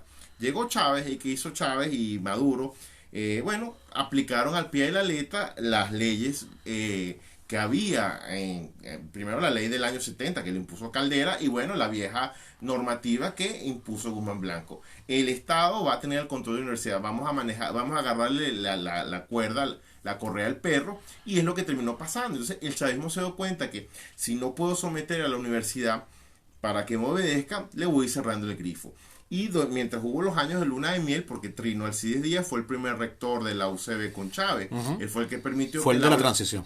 Sí. Exactamente, él fue el que permitió que el aula magna se utilizara para la juramentación de la Asamblea Constituyente. Entonces, el chavismo se sintió indignado y dolido, como son ellos, emocionales, inestablemente emocionales, se sintió dolido porque en el año 2001 la universidad debió haberse convertido en una especie de comuna revolucionaria, pero no fue así. Entonces el chavismo premia más la lealtad que la capacidad. Bueno, pero son famosos. Y por eso siguen en el poder. Por eso, sí. Uno puede parecerle indignante, pero es la clave de su éxito. Uh-huh. Midiendo éxito como una única cosa. Seguir ahí. Exactamente. Y bueno, la universidad fue asfixiada con ese método y la han tratado como una alcaldía o una gobernación opositora. No le dan presupuesto, le quitan cuestiones. Y esta cuestión que están haciendo, las cifras que se han manejado del proceso de restauración supuestamente ya van por $40 millones. O sea, una cifra que es más de 400 veces el presupuesto aprobado para la universidad. Y eso lo están manejando empresas subcontratistas directamente puestas por los ministerios y la presidencia de la República. Entonces te habla aquí que no había recursos para la universidad. Bueno, estás poniendo obreros, estás poniendo materiales, estás poniendo cabillas, estás arreglando cuestiones, pintando. Entonces, pero además eso es de este año, eso tiene unos meses, ¿no? Sí, desde que se cayó una de las pasarelas techadas por los productos de las lluvias y la falta de mantenimiento, que decidió crearse un protector inconstitucional para, bueno, eso te refleja que la universidad era tratada como una alcaldía o una gobernación opositora. Entonces, el problema presupuestario es también una consecuencia de que se haya agravado de esta misma dictadura ideológica de extrema izquierda que imperó en la universidad. Los mismos que están ahorita matando en la universidad fueron egresados de allí que conspiraban para acabar con la democracia. Sí, y lo curioso es que el PLES, o sea, la Universidad Central no tenía... Primero, otras universidades podrían haber dicho, mira, yo sí quiero esos reales que me vas a dar, esos pozos, fondos de inversión. Vuelvo y repito, el fondo de inversión de Harvard es de casi $40,000 millones. Eso es más que el PIB de casi cualquier país suramericano. O sea, las reservas internacionales de Venezuela con Chávez en su mejor momento llegaron a ser esa misma cifra. O sea, estamos hablando del mismo monto. ¿Okay? Una sola universidad que tiene apenas como 15.000 alumnos. Imagínense si la UCB tuviese algunos pozos petroleros y lo hubiese podido manejar con independencia de PDVSA y todo eso, ¿no? O por lo menos su dinero invertido en algunos de esos pozos. Pero eso era un acto legislativo, eso podría haberlo hecho el Congreso de la República y la Presidencia. Evidentemente no fue prioridad. Claro, eso se tardó mucho en la discusión en el 97 y cuando llegó el año 98, que ya debía haber sido aprobado por el Congreso, el movimiento estudiantil se movilizó y lanzaron una amenaza que me acuerdo que fue la mejor amenaza que pudieron haber lanzado. Dieron una pequeña rueda de prensa que decía: candidato que apoye el PLES va a tener nuestra oposición y nosotros vamos a combatirlo. Claro, también hay que decir que ese elemento de autofinanciamiento no era lo único que había en el PLES que parecía Por supuesto. que puede haber parecido, porque ese proyecto también implicaba la reestructuración política interna de las universidades y eso puede haber parecido una afrenta para Había mucha también gente. un asunto que era... Creo que eliminaba las facultades. No, eso No, eso no se plantea. El jefe del proyecto era el ex rector Carlos Moros Gershi. Lo que pasa es que Moros Gershi se plegó a COPEI, fue senador por COPEI, y todo el mundo decía que ese era un proyecto copeyano para privatizar la universidad. A quien ya le tenían idea desde el 69. Podríamos decir que ese fue el último rector copeyano de la universidad. Y el jefe del movimiento estudiantil, uno de los jefes en ese momento, era un muchacho de bandera roja que ahorita no recuerdo su nombre. Yo recuerdo haber visto un programa de televisión donde estaba Moros Gershi, que muy educadamente planteaba el problema, y estaba el estudiante que era miembro de bandera roja. Por supuesto, el estudiante lo interrumpía, le decía que iban a privatizar la universidad, usted quiere vender la universidad, usted es enemigo de los pobres, y el rector le decía: ya va, eso no es así, bachiller, discúlpeme. No, fue una cosa bastante penosa. Yo recuerdo haber visto un programa, el día aquel de la marcha de los pintados de azul, hubo un programa en la noche, en algún programa de opinión. No sé si vi el mismo, pero recuerdo haber visto estudiantes enfrentados a los proponentes de la... Pero la cosa es, claro, ya venía el cambio de gobierno. El cambio de gobierno deberían haberse apurado, pues eso es lo que yo pienso, ¿no? Y bueno, lamentablemente también... Lo que pasa es que también hay que decirlo, el gobierno de Caldera pasó 2 años y medio tratando de revertir la apertura económica de Pérez para luego darse cuenta que no tenía sentido y reimplementarla, pero de una manera más radical, más apresurada y sin mayor justificación. O sea, Pérez subió la gasolina 30%, Caldera la subió 100%, y así. Reintrodujo el IVA, que yo me acuerdo aquel debate en el Congreso cuando finalmente Caldera lo último que les pidió era que no se llamara IVA, el nuevo impuesto, porque él había hecho campaña quemando la ley del IVA del gobierno de Pérez, y el Congreso le dijo: ¿se llama IVA o no va? Y al final se tuvo que tragar su orgullo. En ese sentido, Caldera tampoco era tan... no tenía aunque mi papá siempre decía que Caldera era un yo mimé conmigo muy fuerte, pero tampoco era como Chávez, pues entonces no se trancó. Pero la cosa es que ahí yo soy de la creencia que esos 2 años y medio, aunque pueda parecer muy poco tiempo, retrasaron muchas cosas. Sí, sin duda si no hubiese habido esa interrupción de 2 años y medio, para cuando Chávez llega al poder se hubiese encontrado una realidad socioeconómica o político-económica más trancada de lo que lo hubiese querido. Bueno, en la historia de Venezuela, posiblemente. En la historia de Venezuela, una de las cosas más tristes que hemos encontrado cuando uno la estudia, sobre todo en el siglo XX, son los periodos donde se pierde tiempo muy valioso. La llamada década de los años 80, que en Latinoamérica se le llama la década perdida, es porque aquí por lo menos los 2 quinquenios, el de Luis Herrera y el de Lucinchi, no atajaron bien la crisis, no entendían lo que estaba pasando, no actuaban bien. En el caso de Luis Herrera no supieron cargar bien la pelota. En el caso de Lucinchi sabían ya lo que había que hacer, pero decidieron postergar el asunto. Y se perdieron esos 10 años para mí, que son claves para explicar la caída del modelo político venezolano y el surgimiento de un discurso que legitimó lo de la destrucción del sistema por parte de los enemigos del sistema. Yo ahí eso lo planteé en el capítulo, y ya esto lo digo para cerrar, el capítulo que grabé a comienzos de año con Israel Camero, que uno puede ver mutatis mutandis semejanzas a eso que pasó en Venezuela entre los 80 y los 90 con el sistema político español entre 2004 y 2010. Pero con la suerte de que el sistema político español se logró renovar. Y yo creo que la renovación pasaba simplemente por incorporar nuevos líderes a los respectivos partidos. En Venezuela lo que hicieron fue volver los viejos líderes. Bueno, pero eso también te habla del problema. Aquí sí. parte, Si tú te das cuenta... O sea, si hubiese brotado bueno, claro. Hoy en día está muy rayado, pero los Claudio Fermín y toda esa gente... Bueno, pero es que por ahí va la cosa. Si tú ves la lista de los presidentes hasta Lucinchi, te das cuenta que hay varias generaciones políticas. Betancur y Leonis pertenecen a una generación política, Caldera a otra, Pérez y Luis Herrera a otra, y Lucinchi a otra. Y se debía haber ganado en el 88, me imagino, Eduardo Fernández o quizás Octavio Lepage, aunque Octavio Lepage formaba parte de la misma generación con Lucinchi. Pero de haberse dado un proceso de renovación generacional, tal vez la democracia hubiese sido así. Y coincido con la interpretación que dice que lo que también mató a nuestra democracia fue el tema de las reelecciones. El empeño de Caldera, que es el más famoso, pero también el de Carlos Andrés Pérez, en que yo tengo que volver a ser presidente, también mató al proceso democrático. Porque esa renovación generacional que vemos desde Betancur a Lucinchi no se da. Y luego también está el problema de que Luis Herrera, que ya mencioné, y Lucinchi no atienden la crisis que se ha presentado. Taparon el sol con un dedo. Es que es como cuando te lanzan una pelota y no sabes qué hacer. Y bueno, eso fue lo que pasó. Y el problema es que esa pelota éramos nosotros y no pudimos ser y salvados. Esas dos administraciones que son definitivamente las más malas del periodo puntufijista eran presidencias para lo que ellos pensaban que iban a hacer. Un avión a altura de crucero, pero ese avión a altura de crucero encontró turbulencia y ninguno de los dos tenía el olfato político.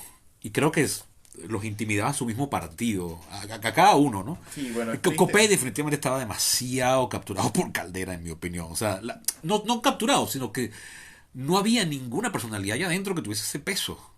Que en AD no era así. Bueno, ahí es triste. Esto se presta a interpretación, por supuesto. Copé siempre tuvo una especie de problema freudiano, una lucha contra el padre, un amor-odio hacia el padre. Y además, si el padre es de esos que le gusta estar presente todo el tiempo. Y eso terminó matando al partido. Y en el caso de AD, también yo le doy una interpretación freudiana, aunque tú no la consigues mucho, porque a la gente cuando le gusta estudiar el caso de AD siempre les gusta hablar de la organización, pero la muerte de Rómulo Betancourt también generó un vacío muy grande. Ya no había una especie de patriarca en el movimiento. Pero ese era un patriarca que sabía quedarse. Sí, cómo no, pero de autolimitarse. Pero queda siempre la pregunta. Es famoso que Rómulo Betancourt odiaba a los cortesanos y los alabones. Claro, cómo no, pero queda la pregunta, porque esto ya es historia en subjuntivo. ¿Qué hubiese hecho Betancourt en el gobierno de Lucinchi con por ejemplo el caso de Blanca Ibáñez? ¿Qué hubiese hecho Betancourt ante los saqueos del 27 de febrero? ¿Cuál hubiese sido la posición de Betancourt ante un alzamiento militar? Esas son preguntas que, bueno, son difíciles de responder, pero Betancourt tenía una autoritas dentro del partido, no es que intervenía así como Caldera, y la desaparición de ese gran líder hizo que pugnaran figuras como Carlos Andrés. Yo soy ahora el sucesor, yo soy ahora la gran figura. Y por supuesto los que no querían a Carlos Andrés van a exaltar a Lucinchi, y cuando ya termina el periodo de Lucinchi, ahora AD tiene dos presidentes, dos grandes figuras, son dos grandes tendencias. Y ese enfrentamiento del lucinchismo, de todo lo que está detrás de Lucinchi, contra todo lo que está detrás de Pérez, el Carlos Andresismo, se reflejó en lo que se llamó la lucha de los ortodoxos y los renovadores. Oye, la figura de Lucinchi se rayó muy rápido una vez salió del poder, pero no el lucinchismo. Bueno, a mí me parece que eso fue genial, ¿no? Lucinchi se quedó con el aparato. Lucinchi, la persona de él se raya y perdió popularidad, pese a que él mantuvo su popularidad como gobernante hasta el último momento, bastante alta, pero él ya fuera del poder se rayó muy rápido, pero no la estructura que él crea y toda la gente que está a su alrededor. Y no es que él andaba moviendo los hilos, pero gente que se identificaba con él, como Lepage, como eran bueno, Ramos Alú. Exacto, quedaron bien, bueno, pero muy es que fuertes. Él creó un sistema que es la fantasía de todo sistema político. Eso es lo más cercano que llegó a tener Venezuela, una especie de partido único tipo PRI, porque cuando él empieza a fundir la figura de los gobernadores con los secretarios de estados regionales, va creando una alianza partido-estado increíble. Además empieza a perseguir parte de la oposición, no por supuesto como en el trienio Adeco, pero el periodo de Lucinchi para mí es el momento más bajo de la democracia representativa, y es donde surgen verdaderamente los grandes problemas de la cuestión política, porque la imagen del político corrupto, ladrón, ineficiente, comienza ahí. Es el político lucinchista. Comienza ahí, y es increíble como no se ha podido librar de eso. Y gente que no vivió el puntofijismo ni siquiera, o sea, porque gente que nació ya en este siglo y cosas, te habla de lo que había antes, o incluso gente que sí lo vivió, pero que no se interesa en informarse, te habla de lo que había antes como profundamente corrupto. Y es por el lucinchismo, que ojo, al lado de la corrupción actual, era la gente más institucional y honesta. Sí, hasta cierto punto lo vemos así, pero esa actitud así, de que uno lo llama lucinchismo, pero yo pienso que debe ser una cuestión, ya que tú eres cientista político, conoces el asunto, los que les gusta manejar el poder tratan de que las cosas queden a su gusto con sus aliados, sus aléteres, etcétera. Algo similar terminó pasando en la universidad, porque si tú te das cuenta, en la universidad hay muchas luchas de clanes, etcétera. Horribles. Una, Ladilla. una cosa que es caítítica. Yo las he, ojo, que yo las he visto en la UCAP, pero por supuesto son absolutamente nada Claro, pero al lado de las de la en UCB. la de LUCAP siempre hay alguna figura que termina interviniendo para que... No, ya las de la UCAP quedan a nivel de chisme. Ajá. Pero en la central eso ha sido un problema porque se terminó creando, es un problema que es muy típico en las universidades, en todas partes, un proceso de endogamia en el cual por lo menos, aquí voy a echar el chisme, en la Universidad de los Andes, por lo menos en el área de historia, hay un enfrentamiento entre dos corrientes, una cosa que es verdaderamente cainítica, en el cual tú eres discípulo o seguidor de esa corriente, bueno, yo te voy a poner un jurado que es enemigo. Entonces, pues, esa es la explicación de por qué mucha gente de la ULA se viene a Caracas a sacar su doctorado y sus maestrías, porque esas luchas absurdas también existen en la central y eso también tiene cierto manejo político y durante mucho tiempo era una cuestión de izquierda. Un historiador muy conocido en la UCB, no mencionaré su nombre, pero él fue uno de los grandes creadores de lo que se llamó la historia regional. Era un hombre con una actitud humana bastante cuestionable, tenía gustos por la bebida y debilidades por las mujeres. Él era una de las personas que cuando iba a una tesis, él aprobaba y raspaba según su criterio ideológico. Él era un hombre fiel militante de la izquierda. Pero Él fue eso es... eso está perfectamente comprobado, todos los que conocemos en el Porque campo. eso es un chisme, eso es una acusación muy fuerte. Bueno, ya el señor ha fallecido, precisamente me estoy valiendo de su fallecimiento, pero justamente ese personaje, que fue mi profesor, me dio introducción a las ciencias sociales, él llegaba a veces paloteado a clases, él fue a unas conferencias, me acuerdo yo, que le tocó hablar sobre el tema colonial, entonces yo estoy escuchando la conferencia, pero sus palabras me resultan muy familiares. Yo veía una materia que se llama Historia Colonial y había tenido que trabajar toda esa semana con el capítulo del diccionario de la Fundación Polar que hablaba de la historia colonial de Venezuela. ¿Qué fue lo que hizo ese profesor en esa ponencia? Leyó ese mismo artículo. Decía, no puedo creer lo que estoy oyendo porque me resultaba demasiado familiar y de eso era lo que había hecho. Bueno, ese señor que llegó a tener ciertos papeles importantes en el régimen chavista, era uno de los que estaba muy contento con la creación del Centro Nacional de Historia. Y él era uno de los que decía que, bueno, ahora que aparece el Centro Nacional de Historia, la Academia Nacional de Historia desaparecerá. Y bueno, él estuvo a punto de llegar a ser embajador de Venezuela, pero un incidente que protagonizó en un evento social acabó con su reputación política. Lo cierto es que el caballero, todos los que estoy mencionando, que posiblemente oigan esta grabación, sabían que él cuando era jurado de una tesis, jurado de un concurso de oposición, jurado de un proyecto de ascenso, evaluaba según un criterio absolutamente ideológico. Si él era comunista, él fue una de esas personas que se deprimió cuando cayó la Unión Soviética. Y bueno, él aprobaba y desaprobaba según ese tipo de militancia. Bueno, ese tipo de gente fue creando su tribu de seguidores, atacaban a otros y ese tipo de gente contrataba personal afín a su causa, que le fuera leal a él. Entonces había una especie de imbricación en muchos institutos de investigación en la universidad que tenían esas habilidades. Claro, estoy hablando sobre todo los de la Facultad de Ciencias Económicas y Sociales, FACE, y la Facultad de Humanidades. Eso es uno de los grandes problemas que tuvo la universidad. Y todavía nosotros lo vemos cuando hablamos del profesor fulano de tal, siempre te va a salir alguien a descalificarlo, a decirle todo esto, pero por supuesto se va primero por el caso personal y no ideológico. Y bueno, esos son uno de los factores que, vuelvo a decirte, cuando hablamos de los problemas de nuestra universidad, está el presupuestario, que tienes razón, pero creo que la base sigue siendo que nuestra universidad está pagando las consecuencias, los pecados de haber sido una especie de campo de concentración ideológico, como en su momento lo dijo Germán Carrera Damas, que él fue una de las personas que cuando Usevista también, sí, por no, cierto. cuando no estaba de moda dejar de ser comunista, dejó de serlo y recibió justamente una especie de linchamiento moral por parte comunista porque él no quería escribir una historia que justificara a Ezequiel Zamora como el nuevo Pancho Villa venezolano y justificara una lucha agrarista en Venezuela. Y eso que él es el historiador marxista, Sí, como por no, excelencia. es uno de los que empieza a hacer un marxismo, pero la diferencia con él, que es bien interesante, él quiere hacer un marxismo verdaderamente académico, es decir, un marxismo que esté completamente divorciado con la justificación de la toma del poder a través de los estudios históricos, que es lo que tú no hallas Federico Brito Figueroa o Miguel Acosta Sáenz, que pretenden justificar con sus estudios un prólogo para un proceso que va a venir en el futuro. Entonces, bueno, esa es parte de los problemas que tiene la UCB, y ahorita que estamos en el siglo XXI, tampoco es bueno que pasemos al otro extremo, que la universidad ahora se vaya a convertir en un centro de ultra neoliberalismo, que los pobres no deben entrar, que la democracia es mala, que no se le debe conceder derechos a nadie.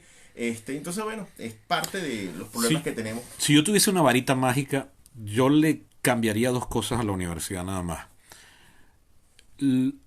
Ya mencioné una, el financiamiento. O sea, la universidad tiene que ser autónoma de alguna forma económica, que no tiene por qué pasar necesariamente por cobrarle a los alumnos, que tampoco creo que esté necesariamente mal.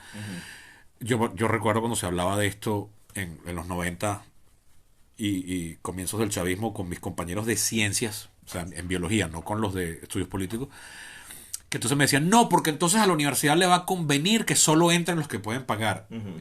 Y yo decía, pero eso es un temor a priori. Y hay mecanismos externos para evitar que eso pase. Lo que pasó en la Simón Bolívar, por ejemplo. Exacto. Por cierto, universidad que nació de la crisis del 69-70.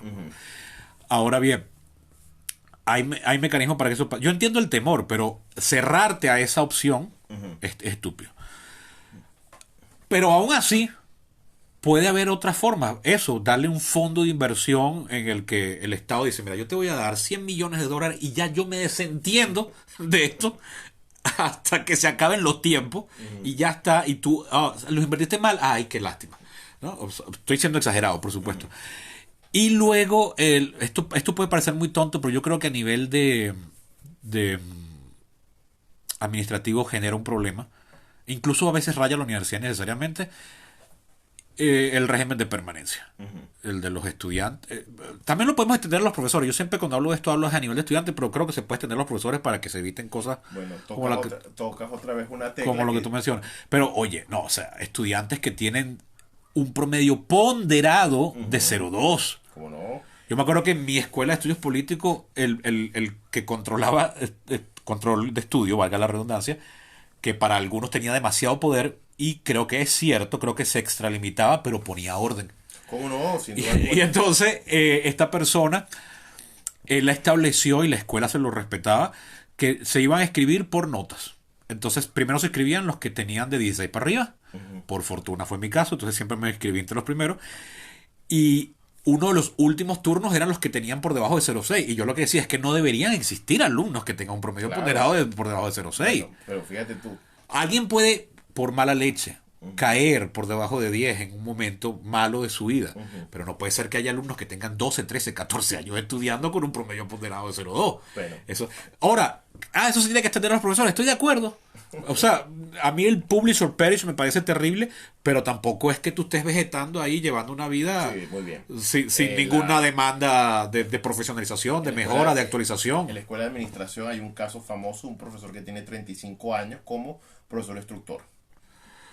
Es que, bueno, sí, yo tuve varios que tenían 12 y 20 años como que no les habían abierto concurso y tenían cubículo asignado. Claro, pero están los que ganan concursos y se quedan ahí. Son instructores, pero tienen que continuar. Sí. Claro, mira, en ese aspecto tienes toda la razón, y volvemos otra vez, perdona que insista tanto en tocar la tecla de la dictadura cultural o intelectual marxista, pero eso también tiene su lado.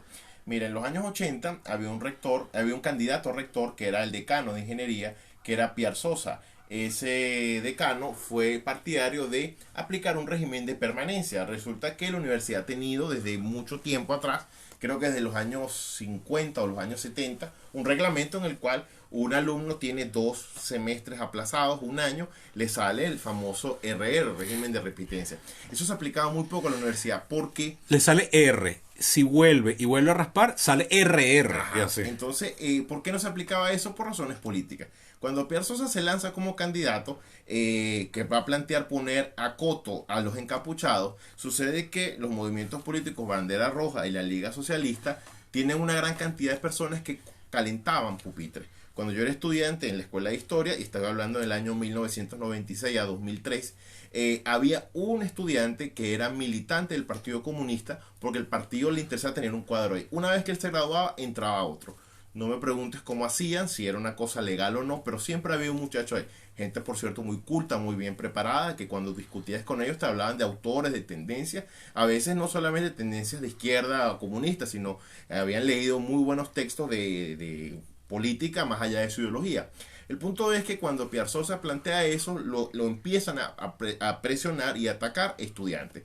Una famosa consigna para las personas que hoy en día tengan tal vez unos 40, 45 años, era fuera Piazzolla de la UCB.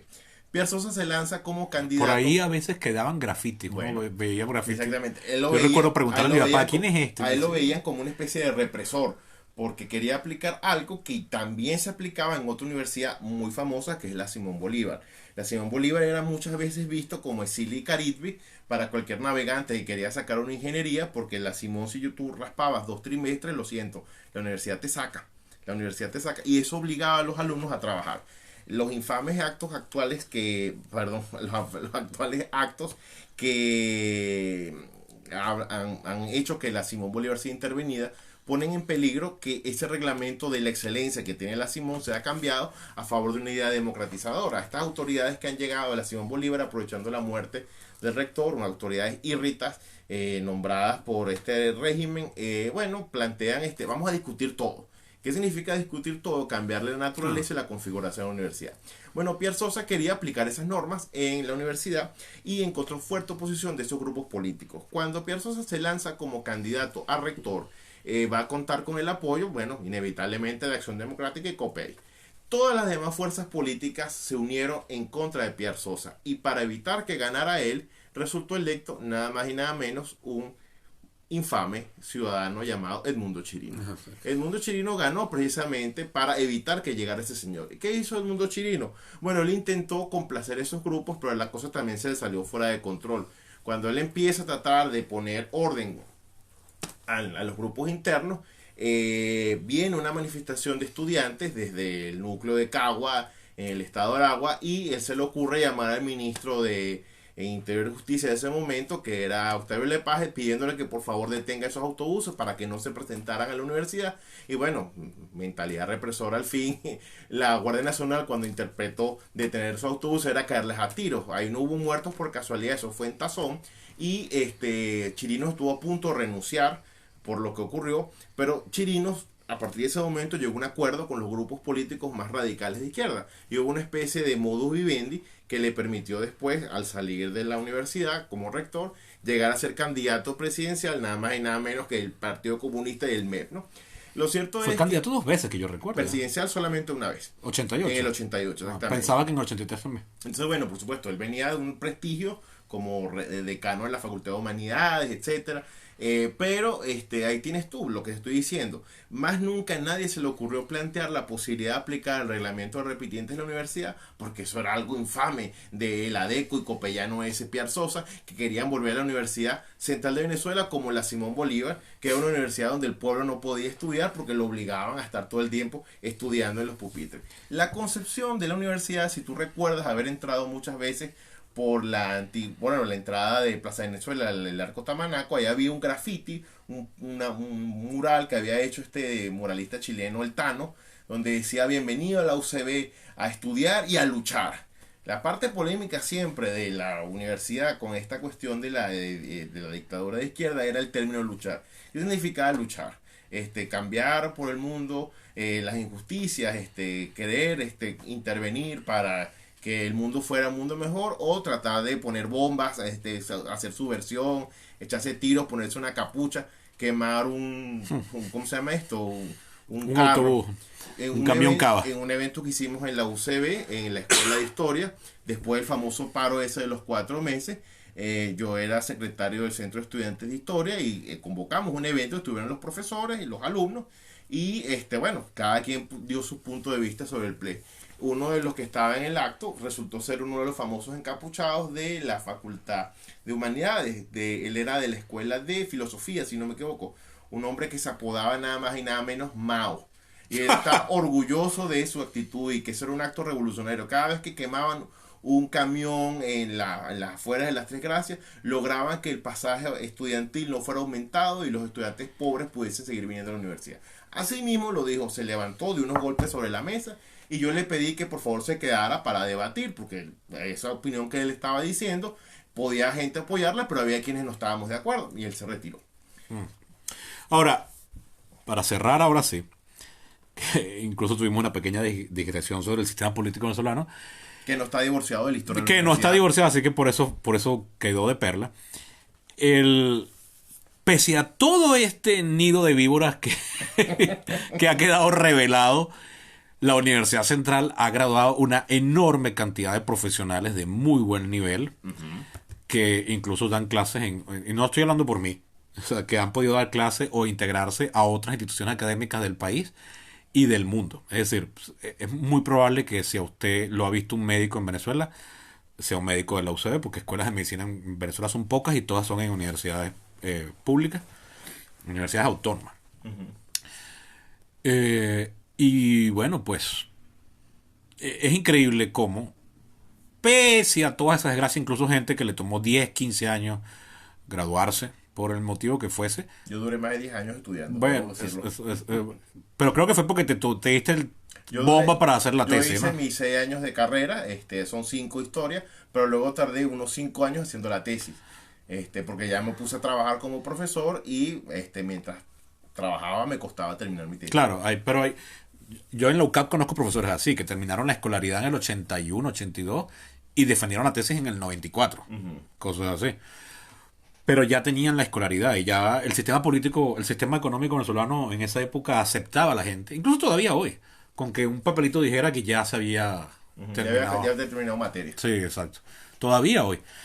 Entonces, en ese sentido, quien no conozca la universidad o quien está muy divorciado de Venezuela no deba creer que pese a toda esta truculencia, la universidad ha dejado de hacer una labor social enorme, porque esta, junto a todas las demás universidades del país, escupe profesionales que dan miedo y de muy buen nivel. Sí. Incluso gente que está peleadísima con la universidad, tiene títulos de la universidad y está ejerciendo afuera. Yo puedo pensar en uno que otro amigo y colega que tienen unas tirrias ahí con la universidad, en parte por muchas de las cosas que yo he mencionado, pero ellos están como más ensañados.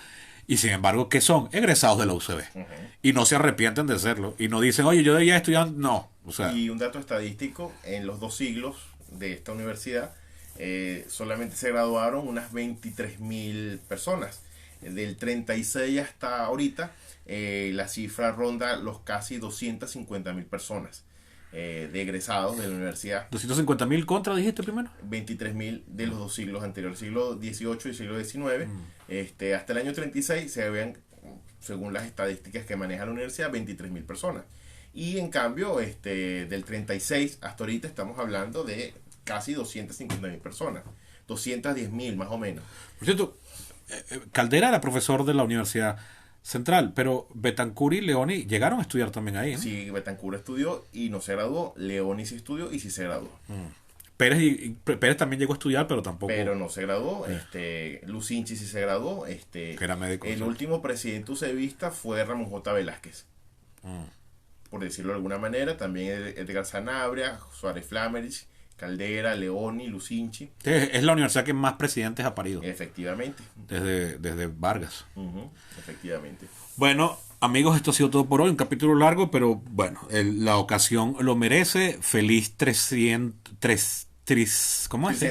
Tricentenario, feliz tricentenario, querida Universidad Central de Venezuela. Por más que estés en respirador artificial, me duele horrores que la universidad esté así. Porque, coño, mi experiencia universitaria, a diferencia de la de mi papá, para mí sí fue muy sabrosa. Y además tuve la suerte de vivirla en también 2 momentos. También la mía. Haberla vivido en 2 momentos diferentes. Pero yo recuerdo un amigo cuando montamos una fiestica de Navidad, un salón con música y caña y toda vaina, sin que nadie nos molestara. Ese amigo decía que ahorita, lamentablemente está en el exilio, decía, la UCB es muy arrecha, marico. Sí, muy arrecha. Ser ucebista es una pasión, es un amor, como querer justamente a la mamá, a la novia o un gran amigo. Y bueno, solo los ucebistas lo entienden, y quienes admiran al UCB por no haberse graduado también respetan eso. No es una cosa para decir en desmedro de las otras universidades, sino más bien que invitarlas, a unirse a este sentimiento, porque la UCB, al tener justamente el nombre de Venezuela, también es una parte esencial de su historia. No olvidemos que de los que firmaron el Acta de la Independencia, una cantidad importante eran miembros de la Universidad de Caracas. Estaba lo de la Batalla de la Victoria, la resistencia contra el Guzmán Blanco, contra Gómez, contra Castro, contra Pérez Jiménez, la misma resistencia contra los gobiernos de ADE, Copey y de Chávez. Nos habla de una cuestión importantísima, más lo que tú agregaste. A la mayoría de los médicos que uno puede conocer posiblemente son de la UCB, posiblemente la mayoría de los abogados, los ingenieros, los arquitectos, y en el caso de los historiadores, el 50% de las posibilidades implica, al igual que los politólogos, que deben ser de la UCB. Hay que irse a Barquisimeto para conseguir otra escuela de politología. Bueno, aquí en Caracas tienes... También en la ULA, tienes de ciencias políticas. Sí, exacto, pero digo, en términos de distancia. Exactamente. Tienes esta cosa de estudios liberales en la Metro, que es como una especie de ligadito, que es como sociología, economía. Guillermo se va a ofender, por sí, favor. bueno, pero se lo he dicho en su cara. Pero bueno, Saludos, que más o menos compite con estudios políticos, pero sí, y hacia el oriente no hay nada. Es decir, todas las universidades, todas las escuelas de ciencias políticas son de Venezuela, de Caracas al occidente, es lo que quise decir. Bueno, eso ha sido todo por hoy. Una vez más, como decía antes, feliz tricentenario que día UCB. Y bueno, por los 400 ahora. Hasta la próxima. Recuerden que pueden ser donantes del podcast yendo a mi Patreon. Se escribe patreon.com/perípatos. Y bueno, también, dado que estamos hablando de la universidad, hay algunas iniciativas para becar estudiantes o ayudar para la reconstrucción. Se los estoy debiendo, pero voy a ver si los consigo a tiempo para ponerlos en la caja de diálogos. Hasta la próxima.